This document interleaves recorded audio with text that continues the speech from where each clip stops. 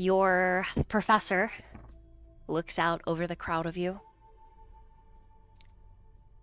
When his gaze collides with you, Priscilla, I need you to make a roll. Already? Yeah. What am I rolling? A perception. Okay. One moment. Like.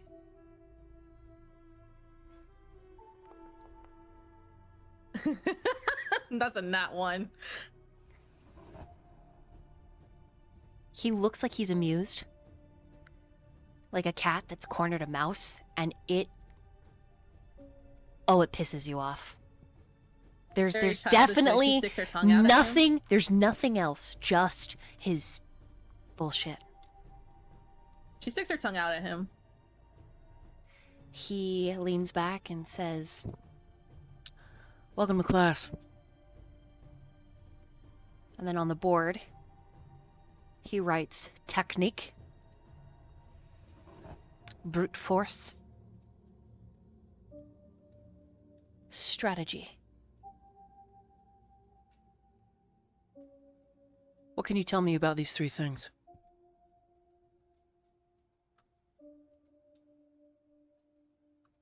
Arca's going to raise his hand and just say, they're all the important steps to how to fight and how to protect people. Correct. Is there one of these things that is better than the other?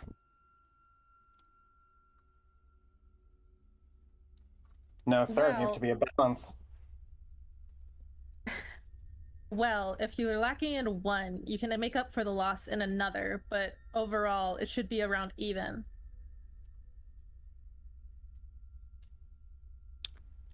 Is that something everyone can agree on?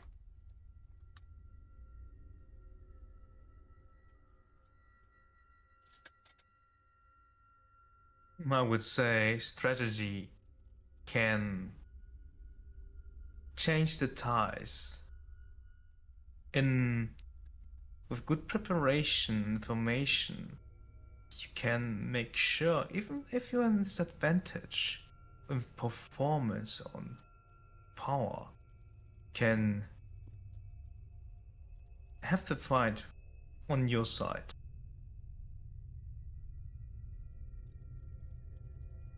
But that's only if you have the resources and the time to prepare. You know, there is a saying, no plan survives the first contact with the enemy.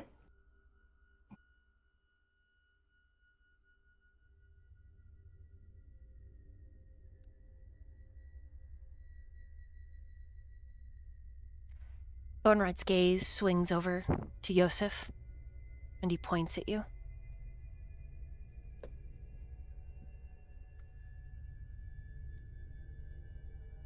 I mean, it's partially true for the most part, as long as you have everything in symmetry in that regard. You know, if you have all three facets, then you should be fine. I mean, you could try and, lack one or try to overcome it with another, but once someone sees the cracks in the armor, that's when you go for it,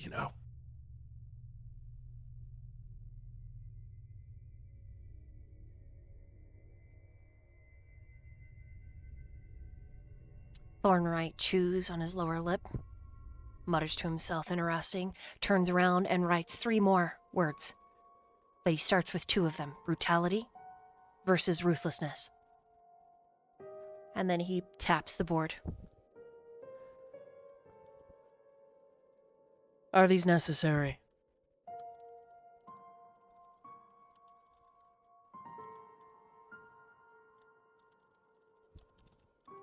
Ezeal raises his hands and says, yes.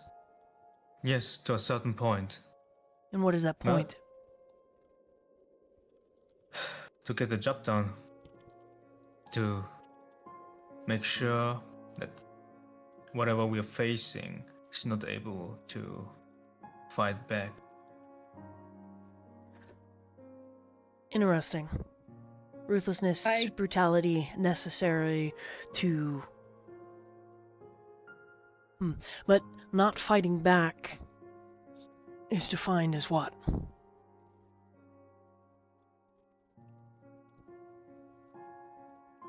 I would say stomp your contrahand before you can do anything. If you have the chance. That's for me ruthlessness. Brutality, I'm not sure about that.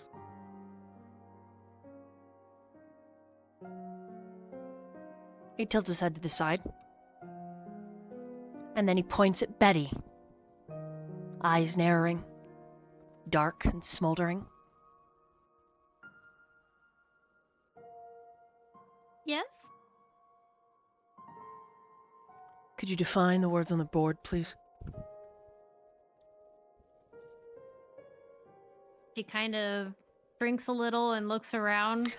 Under your feet, Posteroni says, "One is where I swallow the body, and the other is where I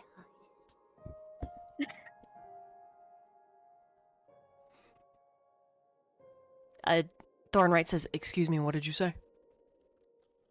Nothing. Sorry. Trying to gather my thoughts. And she kind of reflects back to when she was learning with her mentor. Both are unnecessary. Did she say unnecessary? Yes. Why?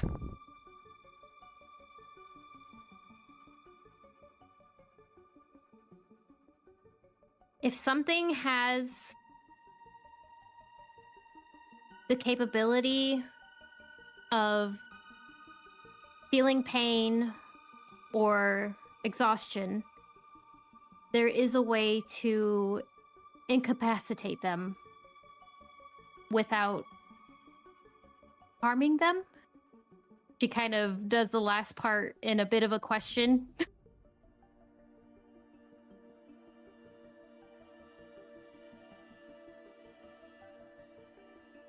He's still watching you, urging you with his gaze to continue.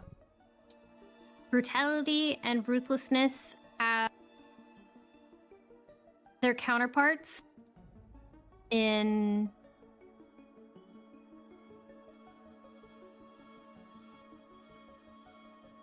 she kind of just shrinks away. She has the answer, but she doesn't want the attention.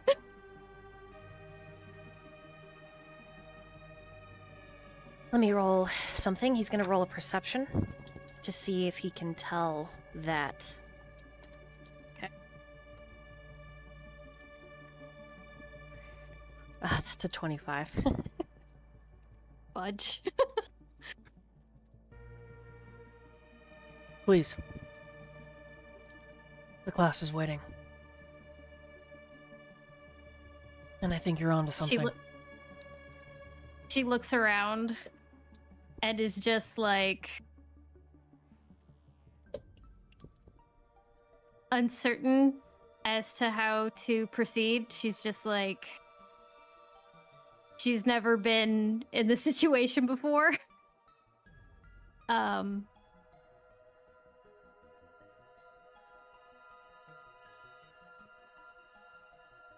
Use the restroom. No. He gets up and Answer the question. what was the question? Can you define the two? Oh, He points define behind them. him. I will say, Brutality. Arca, sitting behind you is Arca and Uh-huh. Corey and Xander. And Xander leans over and is like, "I don't think I like this professor. He's really fucking brutal." And Corey's like, "I think he's kind of hot. Sort of want him to spank me with his ruler." What the fuck? And they say that What? behind you as you are standing trying to communicate. Leave? Yeah. Yeah. Mm-hmm. Arca's gonna raise his hand and just try and like give Betty a little bit of a helping hand.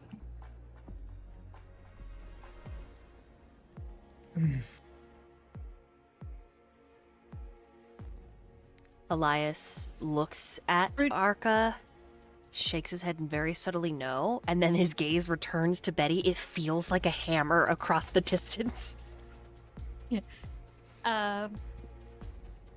Brutality is cruelty.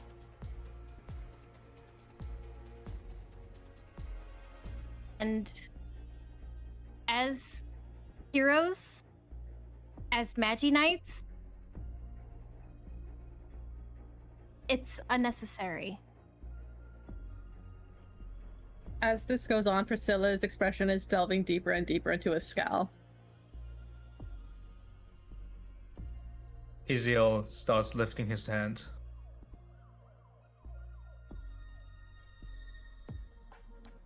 Elias shakes his head subtly no, and he's just boring gaze. What was the other word? Ruthlessness. Ruthlessness.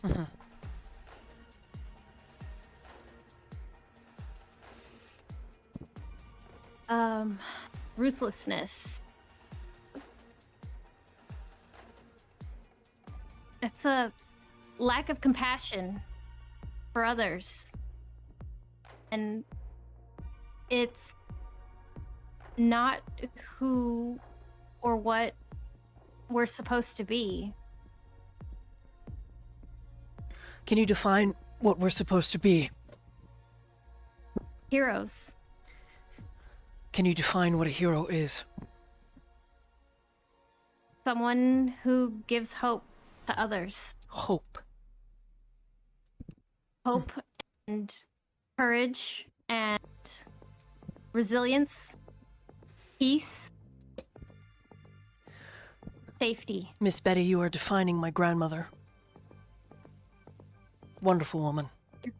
But she does not transform, and she does not take lives in the defense of others.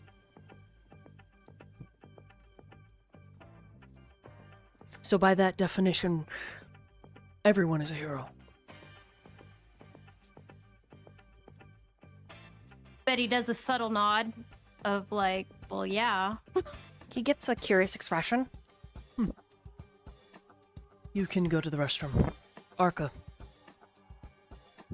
And he turns around She as grabs her Arca. bag and leaves. He does say, as you get to the door, he does say, 3 minutes, and if you're not back, I will pull you out of the restroom myself. Don't miss my lectures. She kind of goes, beep. Passeroni, from your bag as you're leaving, is like, I could eat it for you. And Steven's like, stop it, Pasta! Shh, no! I have my backpack within my hands and I kind of just squeeze it like shh. The door claps shut behind you. You don't know if anyone heard. And then Arca and Iziel, you're called on one after the other. Yes, sir. The brutality versus ruthlessness. Brutality is strength for strength's sake. It is going emotionless and just experiencing negative emotion while fighting. It is unnecessary. Ruthlessness is brutality but controlled, disciplined.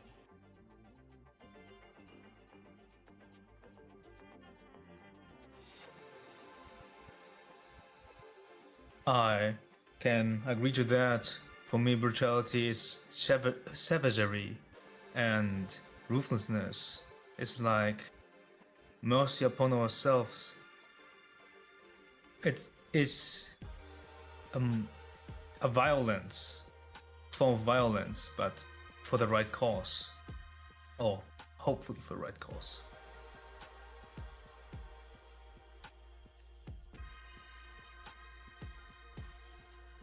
From there, he points at Yosef. But he turns around and he writes another word. Mercy. Could you please define what this is?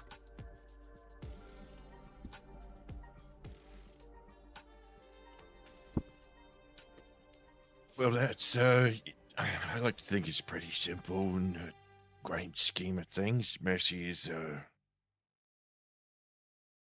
showing almost like forgiveness or kindness in extreme situations, even if someone you don't think deserves it. But you're extending that olive branch in a sense to allow them to have a chance to redeem themselves or redeem themselves in the eyes of another. It's you showing compassion in the grand scheme of things, Gov.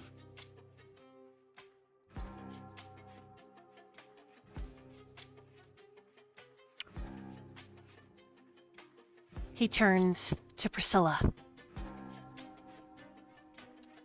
And you, princess. Can you define the words on the board?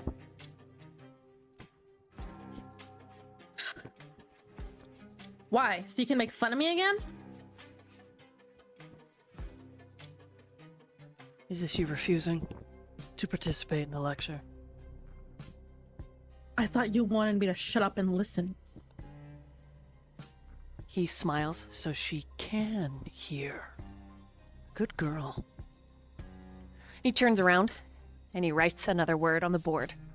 But it's a sentence. Change of heart, and he writes it under mercy. And then under brutality, he writes strength. And underneath strength, he writes uncontrolled. Under ruthlessness, he writes concise control.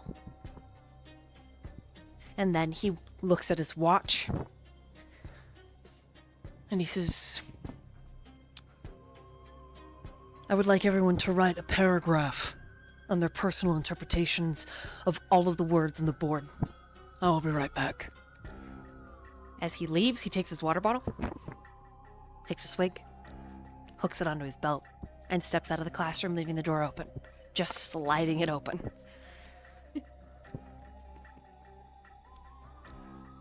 What does the party do? That is there, at Who least. the fuck is this guy? Whatever. What the fuck? I don't care. This is so stupid. She's gonna check her phone again. Arca's just gonna kind of give Priscilla a bit of a squint, just kind of like mouth the word, just like, good girl, question mark? Like, why did he say that?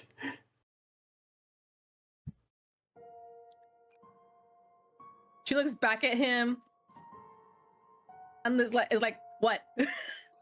Like, what? Yeah, no, like, that's his thought too, just, what the fuck? And it's just gonna get to his paper. Does Prissy have any messages on her phone? Nothing. You just have a Magi-Snap from Sylvie, who's like, God, get me out of here. And the professor is like the cutest round dough ball ever. Oh. But Sylvie's just sort of judgmental. So this professor is a little recording, and they're like fumbling over their words and trying to talk and dropping their pen for their board and sweating a little. Sylvie's like, this new professor sucks and just cries, and also they're doughy and I want to chew on them and I also want to punch them. Oh my God, get me out. She's furiously texting back. At least you don't have Elias again. Sylvie sends back like a what the fuck emoji. She groans and slams her head into the desk in front of her. She's so goddamn tired. She's like, this sucks.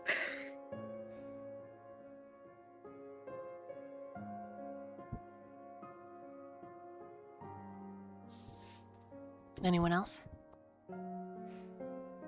She will quickly write down, like she will do the assignment though. Okay. Betty is not in the classroom. So, Tony, you got no. Am I lost? You'll see. Izeel or Yosef. Any role play for you?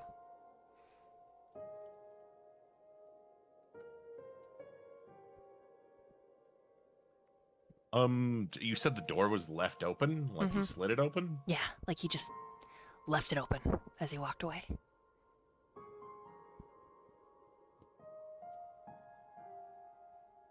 He wants to go check out the door. He wants. Yeah, he's curious, so he's gonna get up from his seat, with his paper in hand, Okay. just to see what's going on. Okay, you look out into the hallway. You see Elias walking down the. It's just this huge, like triple wide hallway. This Blackmount University is bougie as AF, very expensive. And he turns, and he's staring at the wall, or maybe another door. But he unhooks his water bottle, pops it open, and you see him just fucking chug. And then he walks into the wall, which you assume is a door. And so, like, how many feet indoor meters is this away? Yeah, probably like between 30 and 40 feet away.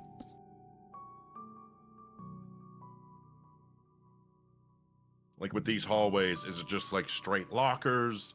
Is there like some architecture, like maybe like cases that hold trophies? Yes, there Something like are that? tons of curio cabinets highlighting famous Magi-Knights that have been here, or famous faculty members that were Magi-Knights, whether retired or active. There's also beautiful columns and archways. Some of the archways like branch off into other hallways. There's a bunch of sliding doors, however, that are different classrooms. But the classrooms are all done theater style, so they're very, very large classrooms that there's never really enough students to fill. Gotcha. Okay. So he's curiosity killed the cat. So he's like genuinely curious because like he doesn't understand why the teacher would just abandon the class and walk into a room that he is unsure what it is. So his curiosity is going to get the best of him. I rolled for this, by the way. I didn't make a choice. To, I guess, investigate. And if he does decide to pop out, he'll probably try to. We'll see what happens. Yeah. Okay. Before I follow Yosef, anything for Iziel? Yes. He feels still a bit, actually quite uneasy now that he is alone with his thoughts. He is still thinking about that feeling he had before from the cultist feeling. So what he wants to do actually is to check the room for anything. Okay, roll an investigation. Investigation.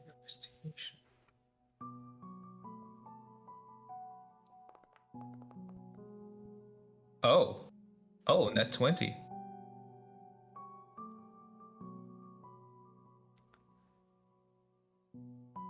It's clear with a natural 20. It was there initially, but since Elias started teaching, it's faded. Which, having any kind of cultist activity while the sun is still up, frightening.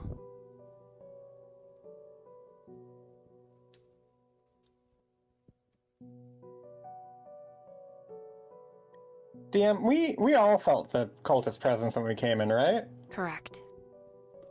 Yeah. He will just scribble down some keywords for himself for later, so he can just manage to do his writing like that. Okay, I'm gonna And only with say keywords. Arca and Priscilla, since they are party members left in the classroom, notice while doing their homework that Iziel is investigating. Like, to thoroughly investigate, he actually gets up out of his chair and moves throughout the room. He's not the only student that does this. Like, Corey gets up and goes down to the teacher's desk and opens a couple drawers. But Corey's probably looking... What are you doing? Corey's like, looking for, like, his Dom card. Duh. What? Nothing. What? What kind of card? Nothing. God, do your homework. Dude, he's not gonna have anything. This isn't his classroom, Oh, man. you're right. I did find a chocolate bar, though. Oh, hell yeah. Enjoy. He holds it up. And look at that. It has Groundwork's face on it. No way. He pockets Aw. it and returns to the seat. But yeah, Priscilla and Arca notice that Iziel is looking around the room, searching for I was something. talking to you too, you know. The fuck are you doing? What I'm doing?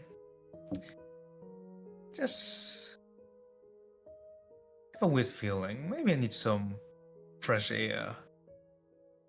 Anyone wanna join me? I'm gonna insight. Roll it. Yeah. That's a 20. Dirty 20. So what are you looking for with a 20? And then neutral, what does Priscilla get with a 20? She doesn't Yes. really believe that he's looking for fresh air, so she's just like trying to figure out what his real deal is, like what he's actually trying to do. Iziel knows that she's Magi-Knight and some others too.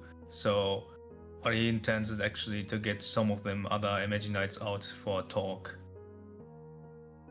That was his intention right now. So she gets a feeling that he wants to chat with you, specifically. And it's work related. And by work, I mean Priscilla would think hero work. Arca will be insight too and picks that up.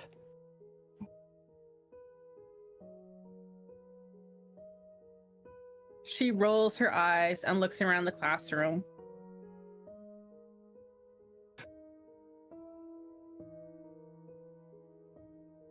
$1,000 to the fastest person that can get me a mocha. There's like a stunned, like, and then Corey's like, are you serious? And Xander pops up, it's mine! I just lost $300 to her and his little sister! It's fucking mine! And he shoves Corey down, and then it's just chaos. And Corey's like, no, Yeah, fuck you! I'm thirsty. Fuck you, Xander! And yeah, Xander just like takes off through the door.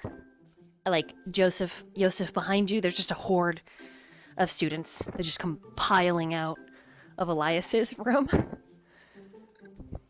Xander's just screaming, I don't have any shame! I don't have any shame! I lost all my money! Priscilla turns to Arca and Iziel and does like a motion like, well, go on then. What? You are Well, not Smooth you are move. not totally alone in the classroom. Who's still Close enough. there? Rosalie is still in the classroom. Priscilla doesn't even notice her. She's so bougie.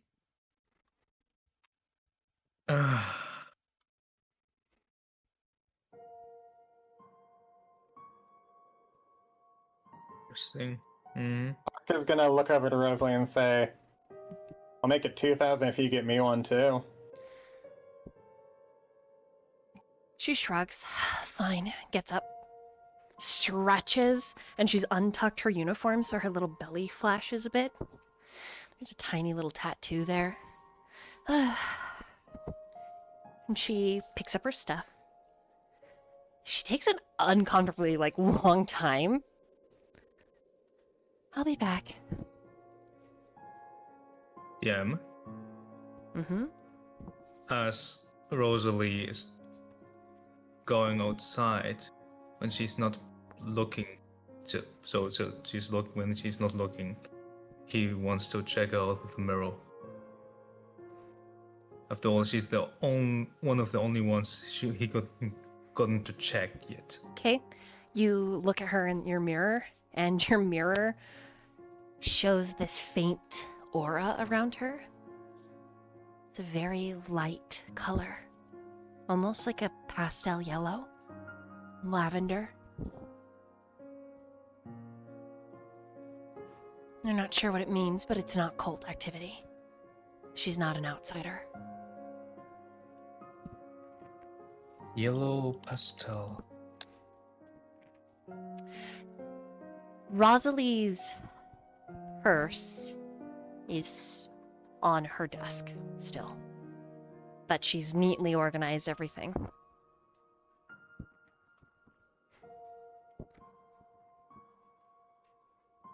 Wait, so she's still in a room. Nope, she's left.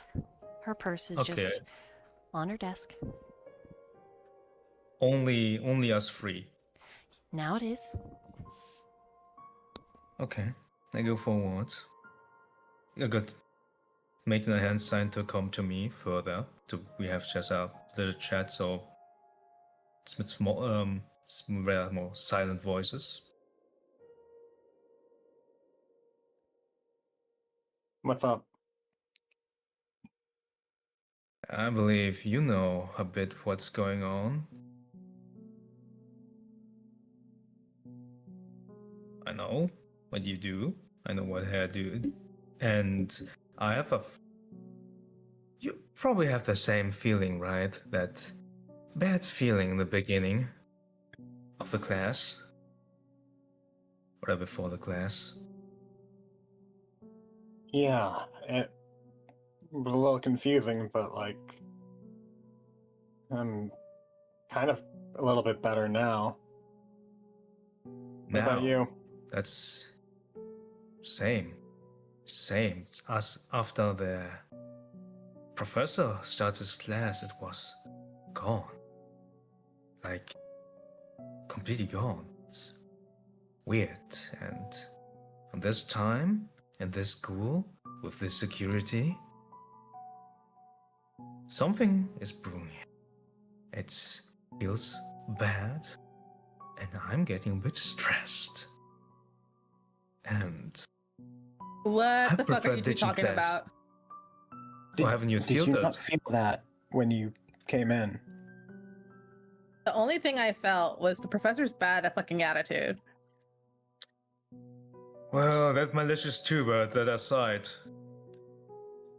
I'm sorry. You're the daughter of fucking king and you can't feel that yet? Like, I don't know what you're talking about. Feel what? Cultist activity. yeah. Like that foreshadowing, someone watching, someone plotting. It's this like back of your neck tingle that you get. You kind of grow used to it, but it's a bad sign, especially like right now. Shouldn't be happening. No, that always happens with me. I don't know what you're talking about. What? What the fuck? Oh, I'm sorry. Are you not wanted as much as I am? What a shame. How sad. There's a difference between So, wanted and feeling like dread. Exactly. Not everyone is innocent. No one is innocent. Believe me, I know that. When they say that, Priscilla just the cute little round professor probably innocent. Like that just flashes in her mind. We're like, no one's innocent, and you're like, yeah, professor's No. probably innocent. I have some ideas. I mean, I have some ideas. How with the children? I think, well, some adults too. It really depends on how they're brought up. Listen, I don't know what is up with y'all's paranoia, but like,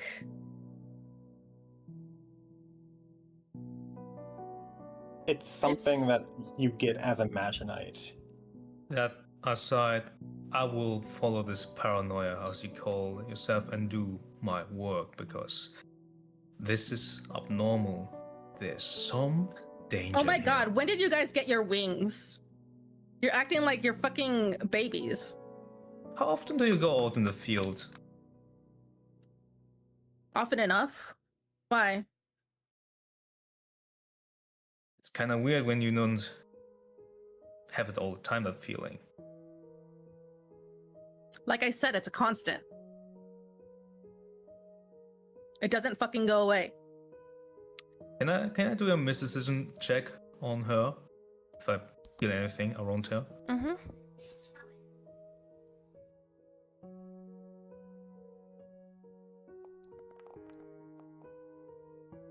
I can't believe Well- Dolly rolled in that one. I can't believe Izeel rolled in that one. I resolved that one.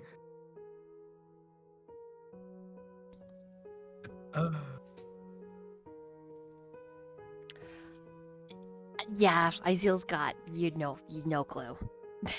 I have no clue. I'm Nothing. stupid. Yeah, I don't feel anything. yeah, nothing. Well, I don't know about you, but I'm going out there. Arca, if you wanna join me, feel free. Yeah. Give me a minute. And Arca just kind of waves off Izil. Hey, Valor Crest. And he's just gonna wave Priscilla over for a second. She rolls her eyes and finally stands up from her chair to approach Arca. Hands on her hips. Look, I just wanted to say I'm sorry for losing my cool at you earlier. I try and keep a better discipline than that, but yeah. That's all you're gonna get from me is a sorry. She looks unimpressed.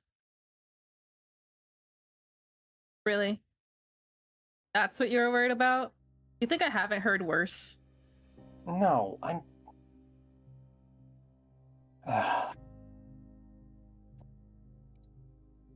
Whatever, I didn't mean to fucking dogpile on you is what I'm saying. Yeah, whatever. Keep telling yourself that. Fucking whatever. I try and be fucking nice. Your trying is really piss poor. Fucking, then what do you want me to do? Go back and try and deal with the fucking generational beef that our families have had? No, I'm trying to fucking offer a hand and be less shitty. Fucking whatever. She gives him the shittiest smile. If you really want to make up to me, get down on your knees. I don't bow before a king. That's a shame. Little rabbit. Fucking snake. She goes back to her chair with a flippant wave of her hand. And we are going to, meanwhile, to Yosef. Make a perception check, please. Nat 20, Magic Keeper. Cut. Shh. Shh. You get to the door that he slid open and stepped into, and the room is dark.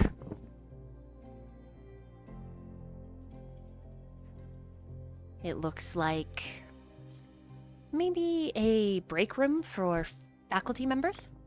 There's a fridge, a vending machine, a countertop, a sink, a couple tables. And the door by the fridge that leads deeper is opened.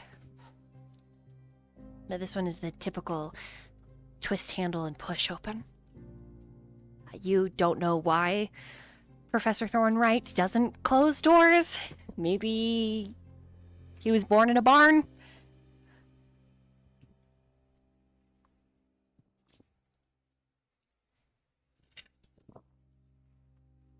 So what's the descriptor of the room one more time? I'm sorry. It looks like you're okay. It looks like a faculty room, like a break room. So there's like table. It almost looks like a teacher lunchroom, like a break room at a big corporate office. Okay, and by one of the refrigerators, there's a couple in here. They probably have bougie different snacks, kind of thing. They're all stainless steel. But by the largest refrigerator, there is a door that's opened, and it's an old-fashioned twist handle push open. And you don't know why Professor Thornwright simply leaves every door open that he goes through. Mm-hmm. But he does.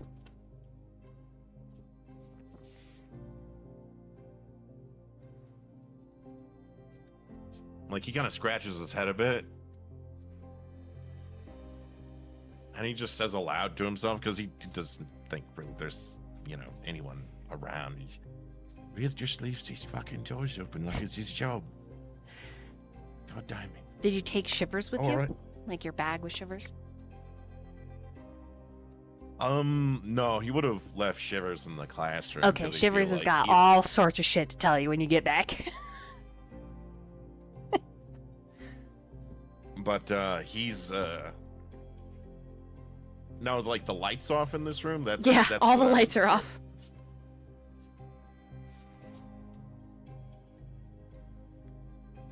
He would like to. And do I press further or do I just double back? I feel like I've gone. If I look outside the door, like how far would like the schoolyard, like the front, or like a recreational area be for students from here? You're not sure, since this is like your first day on campus. This seems Got it, fair. somewhere in the belly of the university. You hear coughing, like just really bad, like coughing from the open door, and then somebody yaks. He's fucking dying in there. What do you do?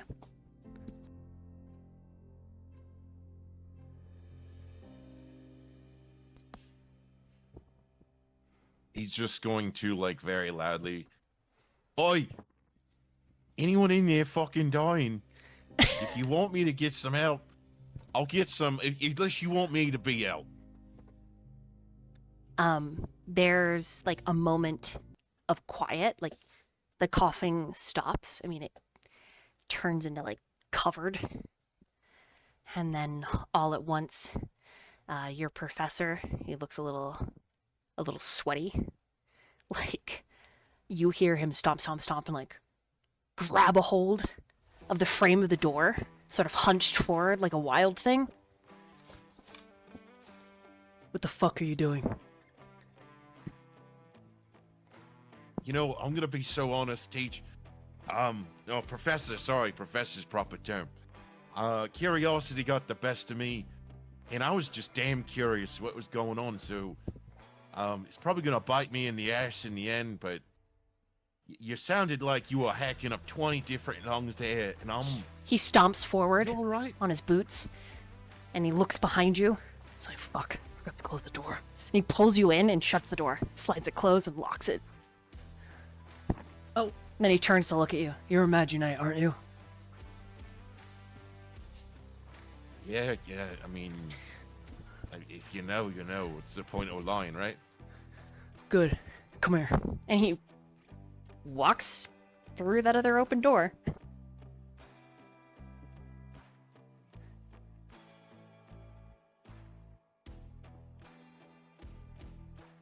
Yeah, he's just gonna follow him, and as Okay. he's following him, he's like, "You may want to close doors, though. Like, privacy. You need to make sure you got that." As you step in, he's pulled his vest off and his shirt is open.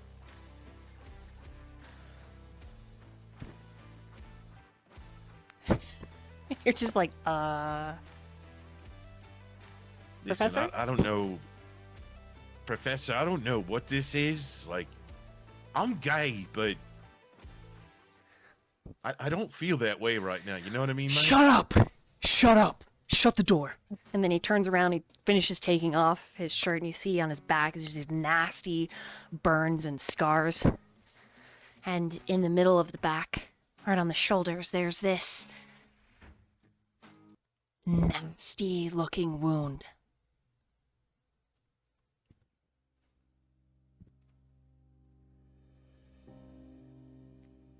Jesus Christ, what the fuck happened here? Can't you purify this? You said you were a fucking Magi-Knight. I mean, I can sure as hell try, you know? He wipes his mouth, and then you watch as the wound pulses and it splits wider and starts to bleed. And he throws up. And you get the tingling sensation on the back of your neck of cultist activity.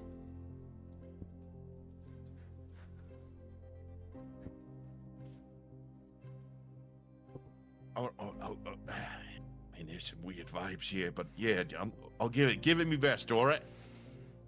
Magic Keeper, what do I need to do to purge this evil from? You will this man? either make a purity check or a medicine. 16 plus 5, so 21. Okay. He hands you a half-drunk bottle of vodka, some gauze pads, and you don't know how he's got the kitchen knife to be burning hot, but those are the implements. And when it's done, it's just another large scar, angry and red. And he puts his clothes back on after you've gauzed it all up. And he says, thanks. And you realize why all the lights are off. He looks sick. He looks not well. And he pours what's left of the vodka into his water bottle. And then he grabs something else from the fridge in this little back room and dumps that into the water bottle. And something else that you think might be absinthe based on the smell into the water bottle. And then he shakes it and puts the cap on. You speak a word to anybody. And I want your wildest imagination to just... That's my threat, or promise, whatever. Go back to class. Wait, can you repeat that one more time? You said something about wildest imagination? Yeah, you didn't see anything. And thanks for your help. Right, Now fuck you, and get back to class. Alright. And he has this thing, even as he leaves after you, he leaves the fucking door open. And then he sways a little bit, takes another drink, and he goes to the girls' bathroom. And outside the door, he pounds on it. Boom, boom, boom! It's like an FBI agent doing a SWAT sweep. And he screams, Betty! Time's up! I don't know if I actually went to the bathroom or not. That's up to you. Is the bathroom near the classroom? Yes. Okay, so no excuses. Couldn't have gotten lost. He hears a squeak from inside, and then, because she didn't actually have to go to the bathroom, she was just like standing in front of the sink, like looking at herself, going like, why the fuck am I here?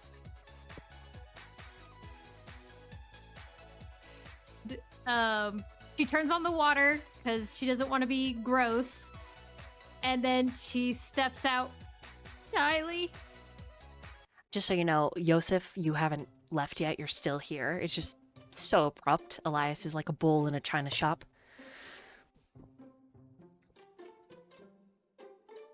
You got an extra 5 minutes.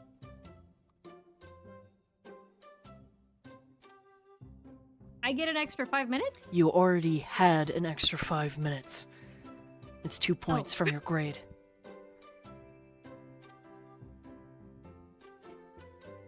Okay. She like tries to squeeze past him to get back to the classroom. You think there's just an instinctual assholeness about him because he steps in front of you really quick and then he backs off immediately, like he caught himself, like, oh, whoops. Turns and then stiffly looks at Yosef, nods, but he narrows his eyes like, don't fucking say a word, pretty boy. And then he keeps walking back to class.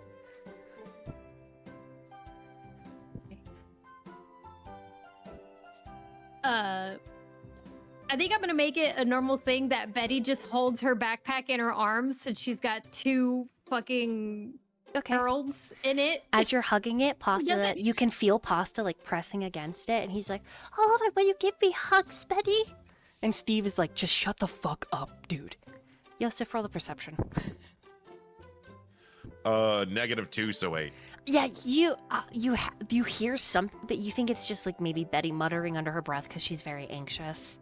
So it actually triggers like an instinctual like, oh, maybe Professor Thornwright scared her a little. He's pretty intense.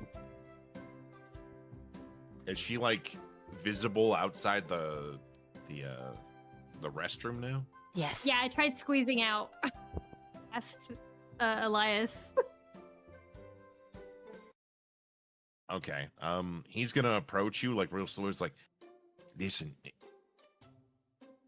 I understand if man's a little intent. I mean, he called me like pretty boy and stuff, and well, I can't talk about that.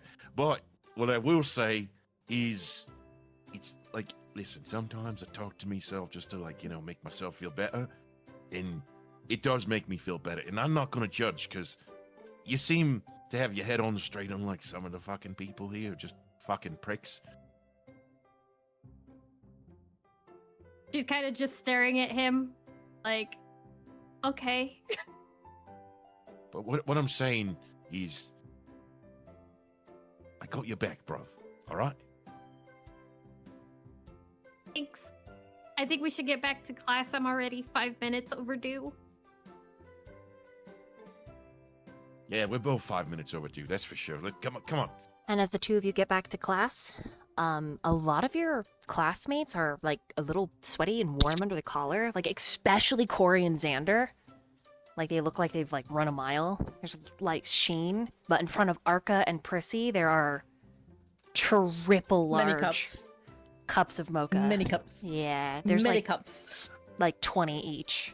Well, no, Arca just has one because it was Rosalie, but freaking Priscilla has a fuck ton. It's a little weird. There's a bit of a weird energy as you walk back in. The professor's already there, and he doesn't spare a glance at the two of you before he writes on the board. Eddie's a bit flabbergasted by all the cups. Like, she's like, Priscilla's why? just sipping like so casually, by the way, like as if nothing weird is going on. Her paragraph done in front of her, apparently. She's just sipping from one of the cups. As you raise it to your lips, it explodes. Glitter everywhere. Who's the one that gave this one to me? Who did it? I don't think she would remember because everyone is just sort of mundane underneath her, but you can roll a investigation.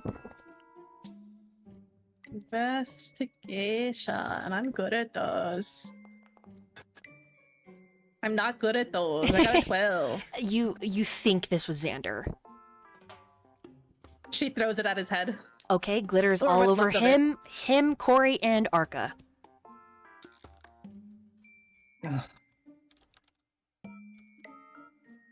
Yeah, thankfully Arca has kind of prepped ahead and just... He did not actually drink his, because this fucking Rosalie girl was weird just hanging out here for so long. He put it on the professor's desk. Just, hey, a little gift, hee hee. So if he gets fucking poisoned, then cool. Okay. This is fucking bullshit. Elias doesn't seem to care that there's glitter all over the classroom. He just continues the lesson after nodding at Yosef and Betty.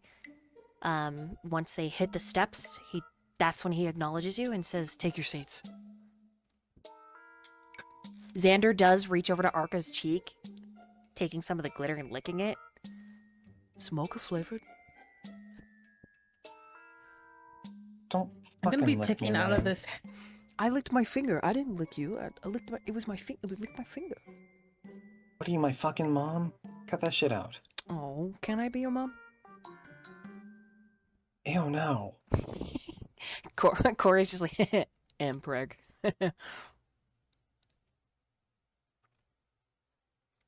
gonna be Never picking this fucking shit out goes. of my hair for weeks. Someone mutters, "At least it's pretty," but you're not sure who says that. Oh. Mhm. Thank you. And Arca's just gonna scoop some of the glitter off of his shirt and just kind of brush it through his hair as kind of like a little, like, half dig at Priscilla. Okay. I think I look fucking fabulous like this. I need Izeal to make a coordination check, please. A Fuck you, white coordination. boy. Mhm. Not You don't have because curves like this. he's too close to the two glitter explosions, but he's close enough that it could hit him. At least a little. 22. Okay, it does not. You like slide and the glitter gets a little bit on your desk, but it doesn't get on you. In your seat, Priscilla, you feel like this almost ADHD desire to like dance and wiggle is like your favorite song.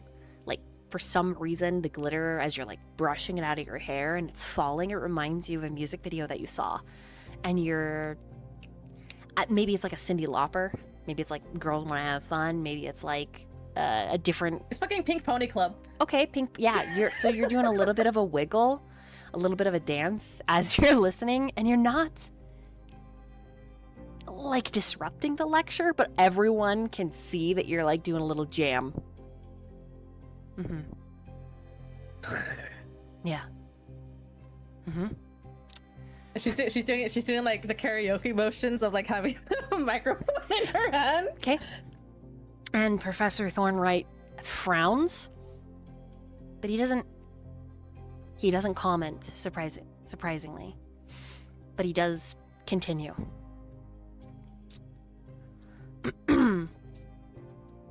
He says brutality, ruthlessness, and mercy. Every Magi-Knight is judged by these. But these are not what you are. Each of these is what you choose. Brutality, and he motions to Arca, is force without restraint, overwhelming power, wide area destruction. And he sets several slides, and they are holographed around the room. Brutality is fast and decisive endings for your enemy. But the destructive areas are buildings, schools. But a lot of the enemies, they're gone. They can't get back up. The strengths of being brutal is that it ends threats immediately. It breaks enemy morale. And it prevents a prolonged conflict. However, and he writes strengths and then he writes costs, collateral damage, civilian casualties, and your own loss of control. And then underneath loss of control, he writes berserk. And then underneath that, he writes condition. He turns and says, brutality wins fights. But at what cost? And he points at berserk. This is something that every Magi-Knight has to tackle.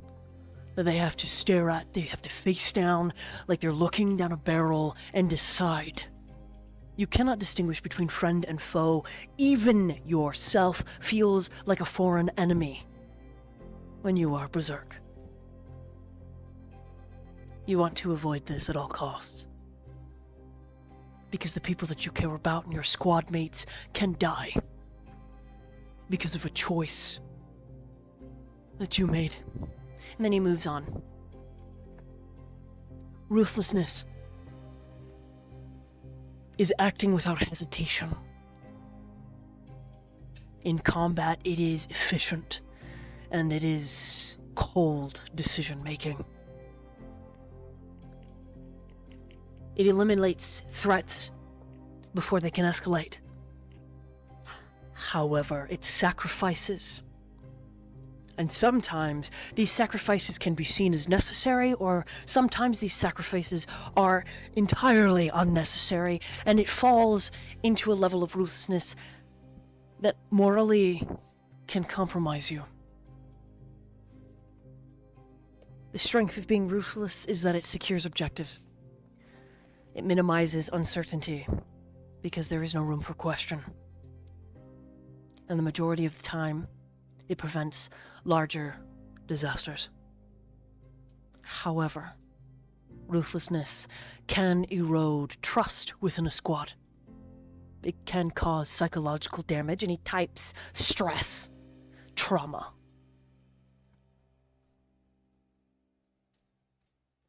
something to know. Ruthlessness wins wars. And we are at war with a force of outsiders beyond our comprehension. Many of the students here are already Magi-Knights, bearing their initiation and getting their actual credentials. And many of you wish to be Magi-Knights. And it is my job to prepare you for that and to tell you that it is not pretty. It is not easy. It is not fun. It is not something we do for fame. If you're in it for those reasons,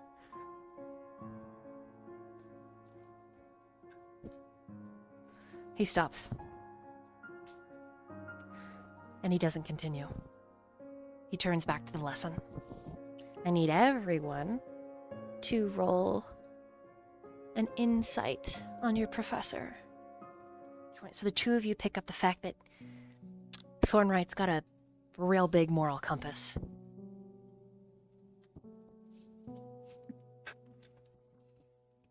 Surprisingly, or maybe not surprisingly, he's pretty judgmental in terms of the conduct and code that Magi-Knight should follow. With that being said, the glitter everyone is like been brushing off, and it's slowly started to fade in the way that like disappearing ink fades. Like it's engineered to just be a fun surprise. And the grooving that she's doing in her seat slowly fades.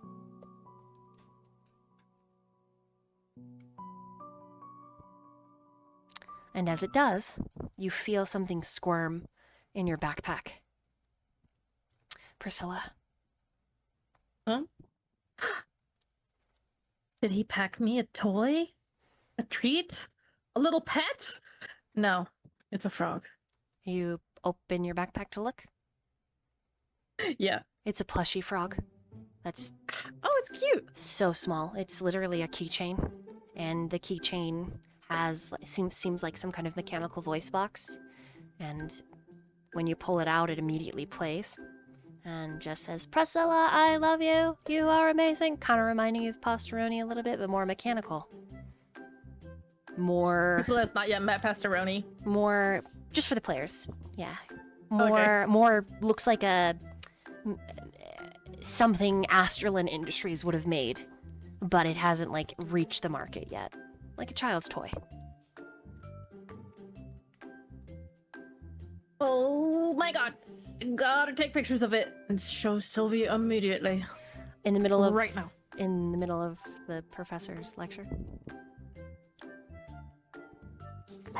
Yes. Are you being stealthy?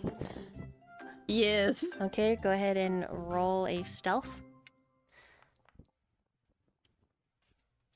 I can't have shit in these streets. 16.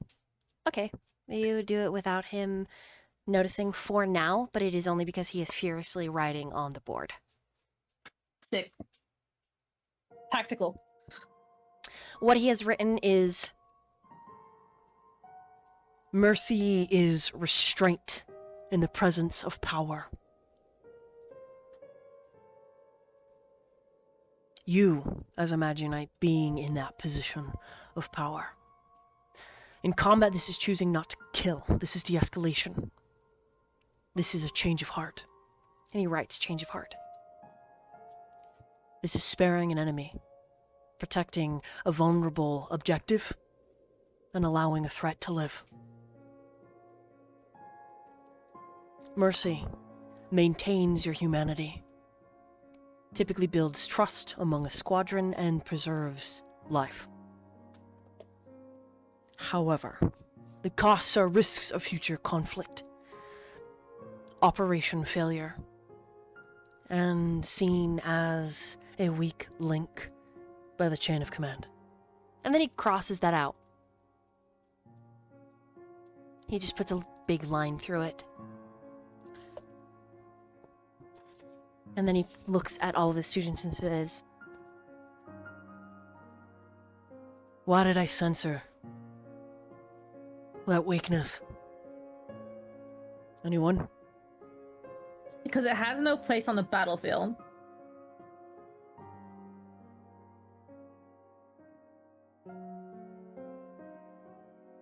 He's still looking around the classroom. He does nod at Priscilla a little, but not in affirmation like you're correct, just that he's heard you.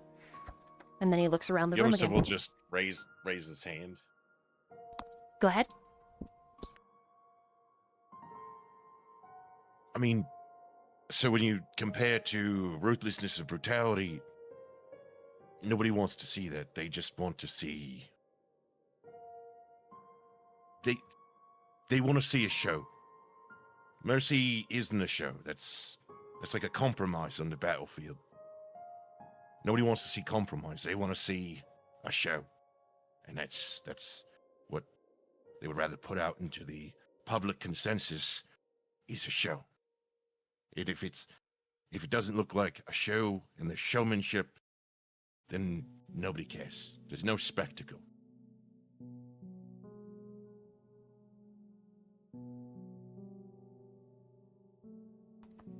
Okay. Mercy, there's no spectacle. He acknowledges that and continues to look around the classroom, expecting probably everyone in the party to answer. Arca raises his hand next. Okay. You crossed off because that weakness is what brings the squad together. It's what makes it strong. It can be a virtue.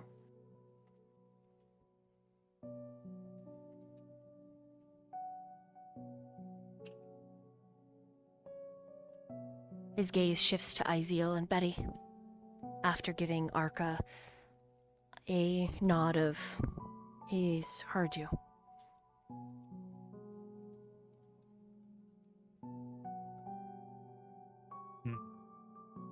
Yeah, so he has crossed the word weakness. The whole phrase. He's crossed out the whole phrase. He censored it, yes. The seen as weakness by command as one of the costs of mercy.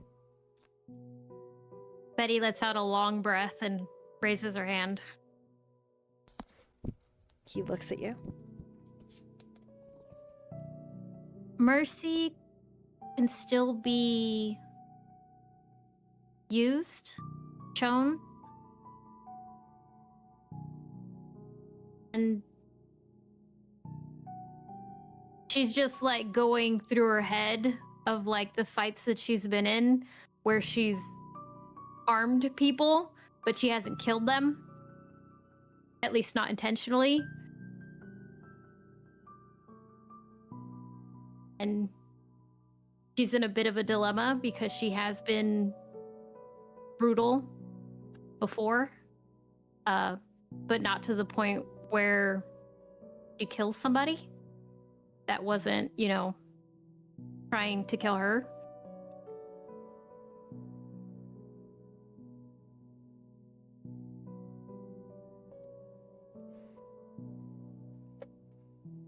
You don't have to show mercy to have mercy.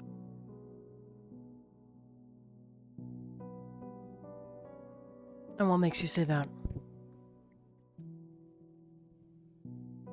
In her head, she just said, she thinks experience, but she kind of shrugs.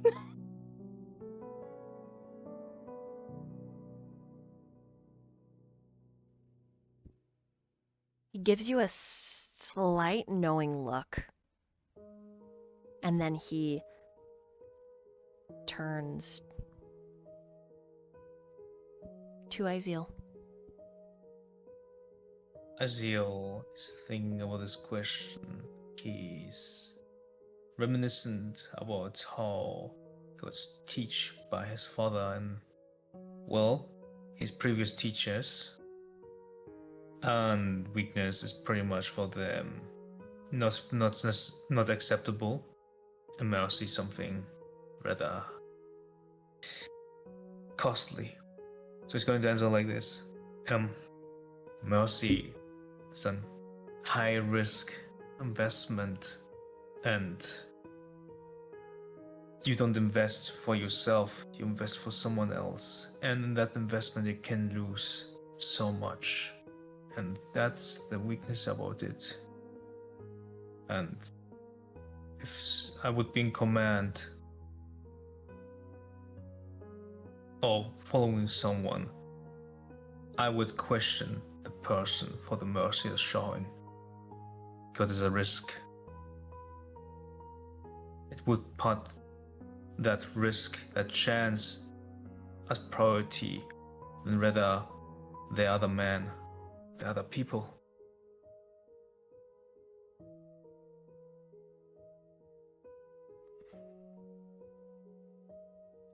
Elias turns and he writes. Occasionally, He writes outsiders. they can be convinced to change. They can become human again.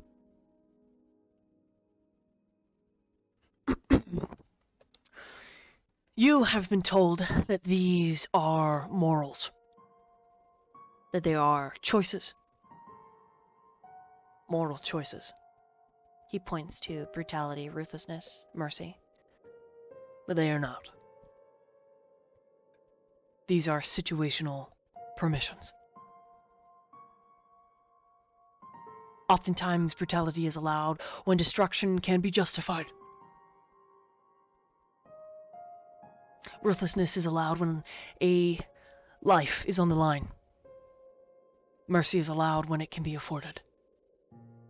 The reality of being a Magi-Knight is that you will use all three, often in the same mission, and if you are unlucky, in the same minute. One brutal strike can clear a fucking battlefield. A ruthless choice can eliminate a threat before it has a chance to become worse. An unmerciful act can spare someone who should have died.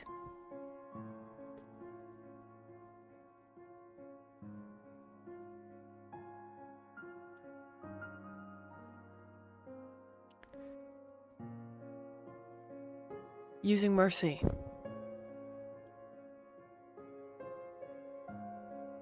is a choice.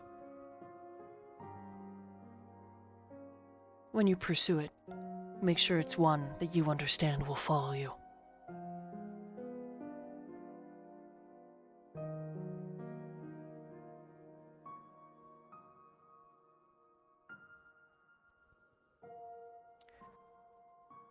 And then he sits down in the chair and he takes a drink of his water bottle.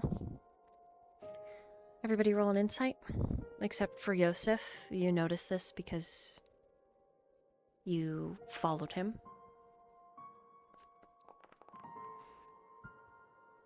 Oh my god, finally. 18. 19. Okay, both of you will notice 21. this. Okay, you notice. Betty got a 20. Dirty 20. Okay, so you'll notice.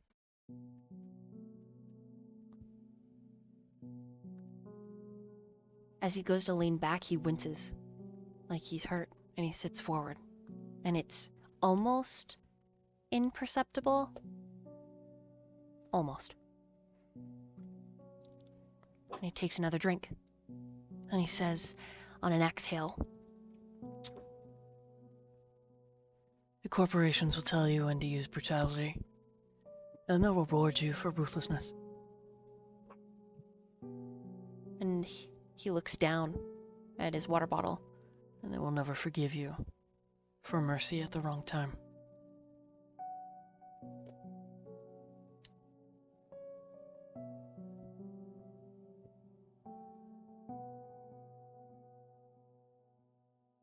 Everyone grab your backpacks and follow me out into the yard. We're going to practice this strategy in real time. You'll go to your lockers, put on your outside shoes, because we're going to fight. You have 5 minutes to get ready. Go. All right. Is there any roleplay as all of you move to get prepared to meet your professor out on the green. Did the professor go out first? Yes. Shoot. And he took his water bottle. Oh.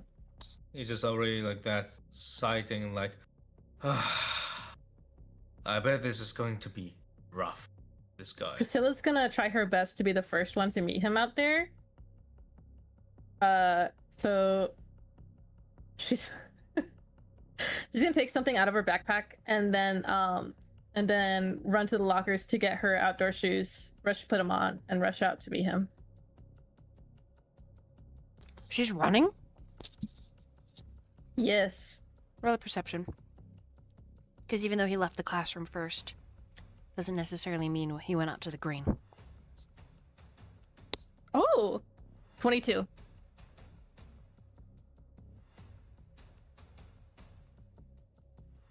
He's going back to the teacher lounge. And he's running, almost. She pauses on her way to the locker room, considers her options, and then follows him.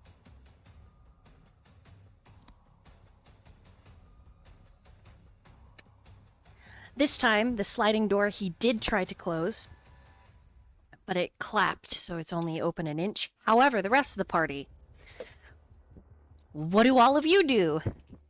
Because there's a possibility that you see Priscilla go in a different direction. That is not towards the green. Betty's going to turn to Yosef and gonna ask, can we take our bags with us?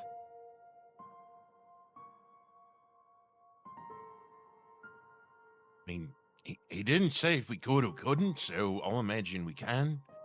You've got Maybe we your just have cat to in there. Wait, what? No, no, there's no cat in there.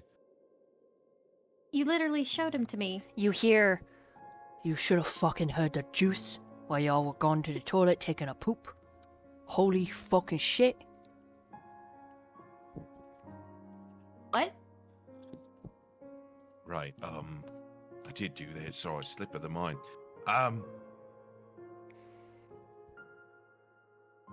You have to spill the tea at some point, Gov, because I want to know. I was out there with the teacher. I would imagine we can bring him there, Betty. So I wouldn't fret too much. Okay. He is I still in know- the bag whispering at you, so it's really hard for anyone to hear. I didn't know Shivers talked. Yeah. Nope. Nope. But so now I do. I when guess. he talks, you're like, oh fuck. But you're not surprised because you know that Yosef is a Magi-Knight. Yeah. That whole meow thing was hilarious. Yeah. Okay. So Betty clasps her bag and starts making her way to the lockers where she's gonna switch her shoes. And she's still instinctively like holding her bag. She doesn't want to put it on her back in case somebody bumps into her and like sets them off, or yeah, she's both protective and anxious that she has two beings with her that are not supposed to be here. You got it. Okay, Yosef, do you follow after Betty? Which I'm assuming is not following Priscilla. No, I'm But going he to would the lockers. he would go to his locker, so he would be going to like generally the same area. So yes. Okay. Any more roleplay between the two of you before I check on the other two?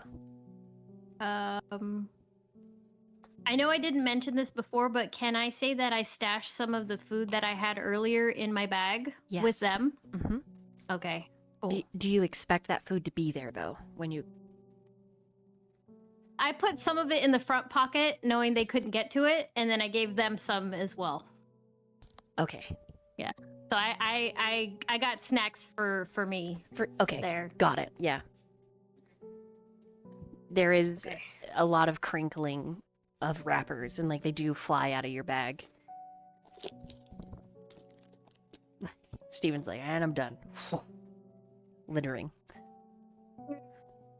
It looks like I'm littering because I'm holding the bag. Correct. Okay, I'm picking up after them, like, oh, silly me. Whoops. My bad. Whoops. Hee Yeah. Feeling girly pop. Might litter. Yosef is just aware of this whole thing. Whole thing. Watching the whole thing. I'm just fucking weird.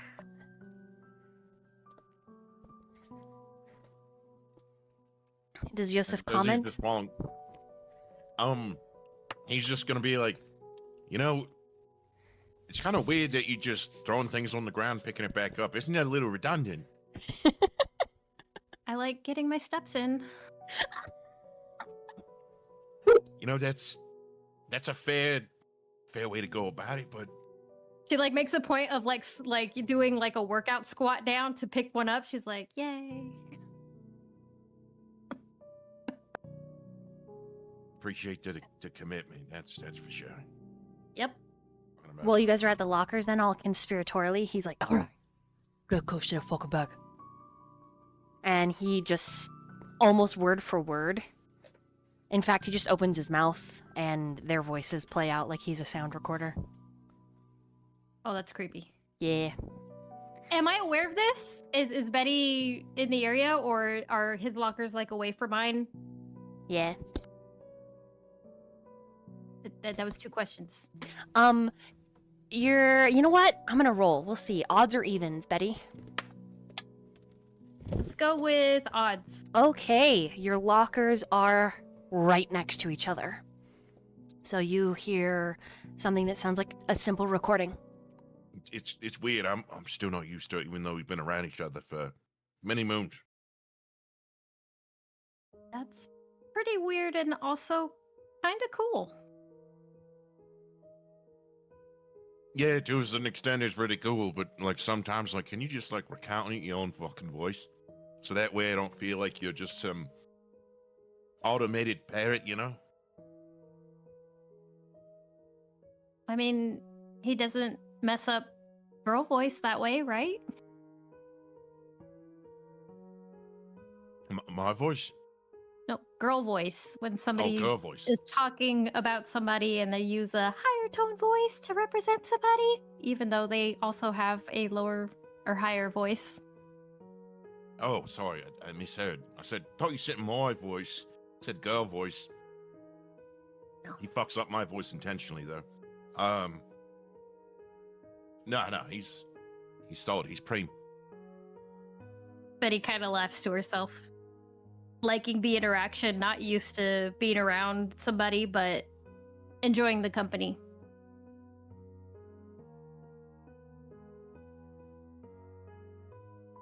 Where is the green?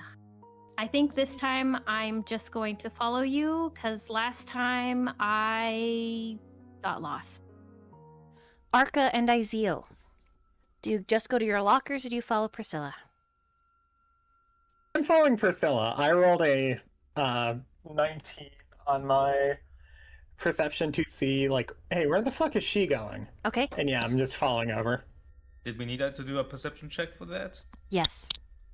Oh.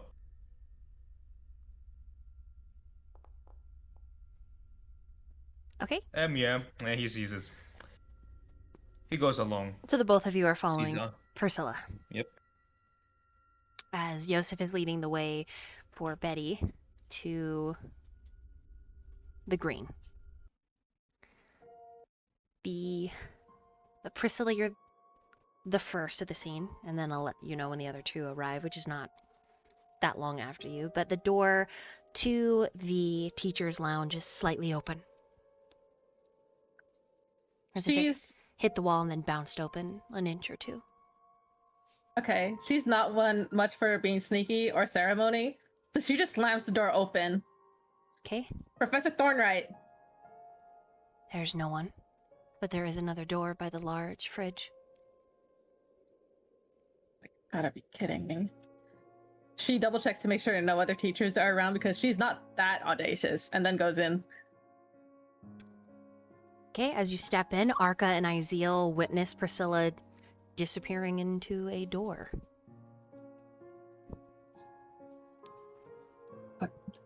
Valorcrest, What are you doing?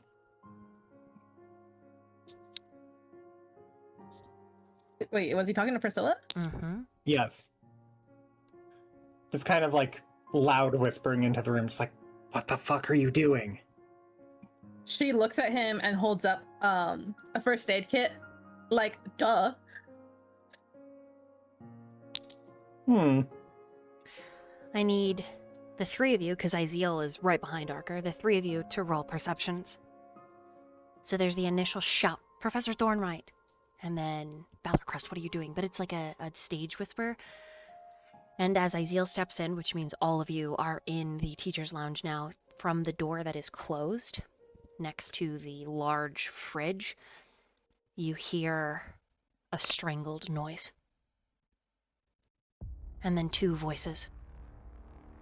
And one of the voices is deep, bellowing, ominous. It filters through the door as if toxic gas. The language that it is speaking you do not understand, but the backs of your necks all prickle. Your Magi-Knight senses firing off an alarm. And then it sounds like someone hits the door. And it's quiet.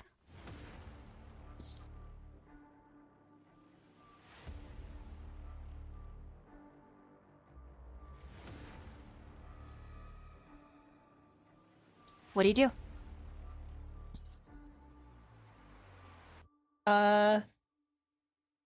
Can I or can I not transform? Because that would be her first impulse. You cannot unless there is a herald nearby. That Mm-hmm. we can't use any kind of magic without transformation, right? Correct. You have to be transformed first. And in order to transform, two things need to be true. Your herald nearby and your soul crystal active.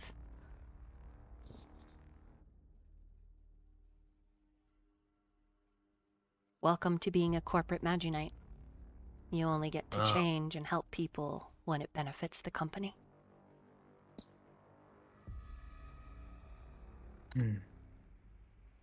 She's Priscilla, gonna I don't think that she's gonna run up to the door and try and yank it open. It is locked. Is there a lock hole under the door? Yes.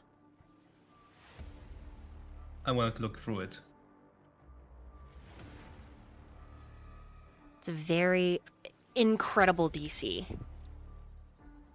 Oh, damn. It's very, very What kind? difficult. You can roll a perception. Hey, Dolly. Mm-hmm. Is Sylvie any good at picking locks? Yeah. I'm gonna call her. As you do, I will do my perception. She's in the middle of class. Yeah, that's fine. Is a 19 enough? You can't hear anything beyond the door. You can't see anything either. It's dark. There's no lights on. Unless something is blocking the door.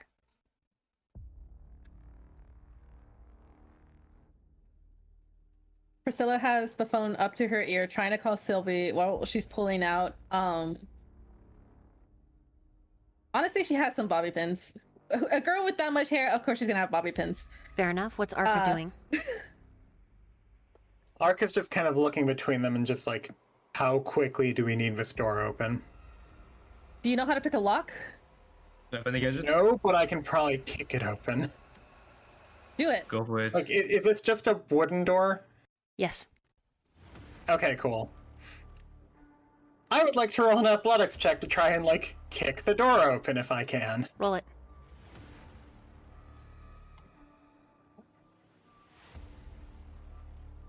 That's a nat 20. So Nice. that goes up to 26. I would just like to take 1 second. I was not expecting this. She's not expecting the natural 20 to break open the door. Are we running no depths? That's so great. I'm literally like clapping in real life right now. Priscilla drops her phone promptly, like, oh. The hinges splinter, the frame following. And when you step in, Professor Thornwright is sprawled out on the ground. And it looks like he's barely breathing. Can I do a medicine check? Mm-hmm.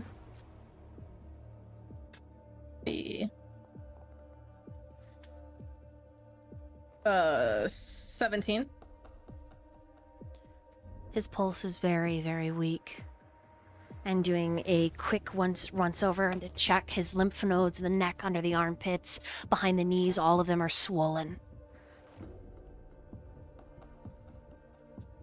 Do I recognize these symptoms? Poison. Cultist poison. When you open his eyes, you can see that the dark obsidian irises, the sclera is bloodshot, but the obsidian irises are kind of milky. His upper lip is damp. And then when you check his ear, the inside of which there is this black violet goop. He's been compromised. Would it be reasonable to say that since Priscilla carries a first aid kit, she would have epinephrine? Yeah? Okay, she's gonna administer epinephrine to him to jumpstart his system. Okay. On her phone that's on the floor by Izeal, you hear a voice. Illa! Priscilla! Priscilla! Babe, why did you... Hello? Are you... Arca, Hello? Call an ambulance. I take the phone right away, close it, and get an ambulance. Okay, you snap her phone closed, because it's one of those fancy ones, then you open it up. Before you call, or as you're calling, Arca, is there anything else? You've just busted this door that was probably $5,000, but, you know, that's $5 to a family like yours. Yeah. I gave someone $2,000 to get a coffee. Arca's moved the door away from them and is going to try and check. Would this fall under anything? Probably not. I was gonna say, would this fall under anything that a shard of purification might help with? Correct. Okay. Would I be able to actually use that right now? You have to be transformed. Shit. In the meantime, would I be able to roll a purity check to try and help see if I can figure out a slightly different medical course for this? You can, yes. Cool, I'm gonna roll that. So as you I have a question while he does that. kneel down like a cross. Is that This me. I have Tony. a question. yes, Tony? I know my characters are away, but would my herald sense any of this? Yes. Okay. Don't worry, you'll see. Okay. Arca got a 24 on that purity check. Okay. So here's what happens. She gets him in the thigh with the epinephrine. His eyes flutter, he takes in a gasp, he hears her say, call an ambulance, and he coughs and says, no! And he tries to get up to stop Izeal, but he just says, no! Don't call anybody!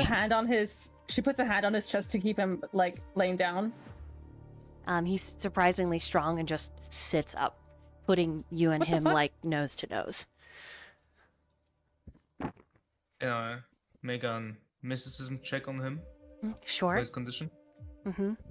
Hold on, let me roll an athletic. Okay. Was poorly a 10. Yeah,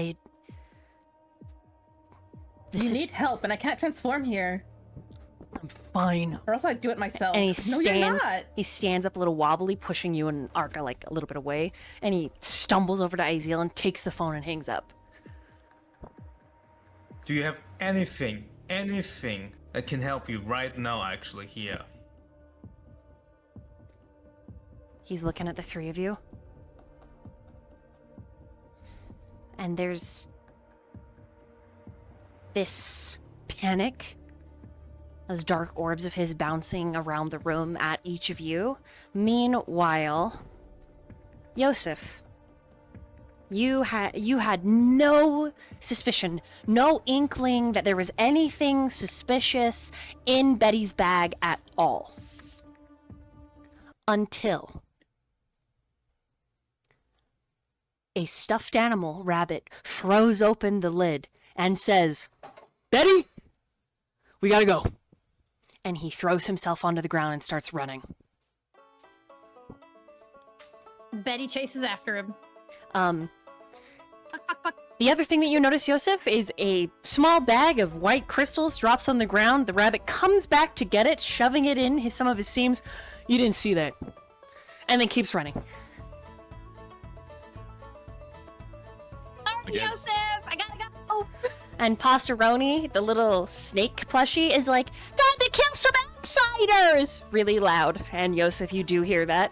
And Shivers pops out of the bag and is like, "Hey, are those fucking heralds?" Ignore that!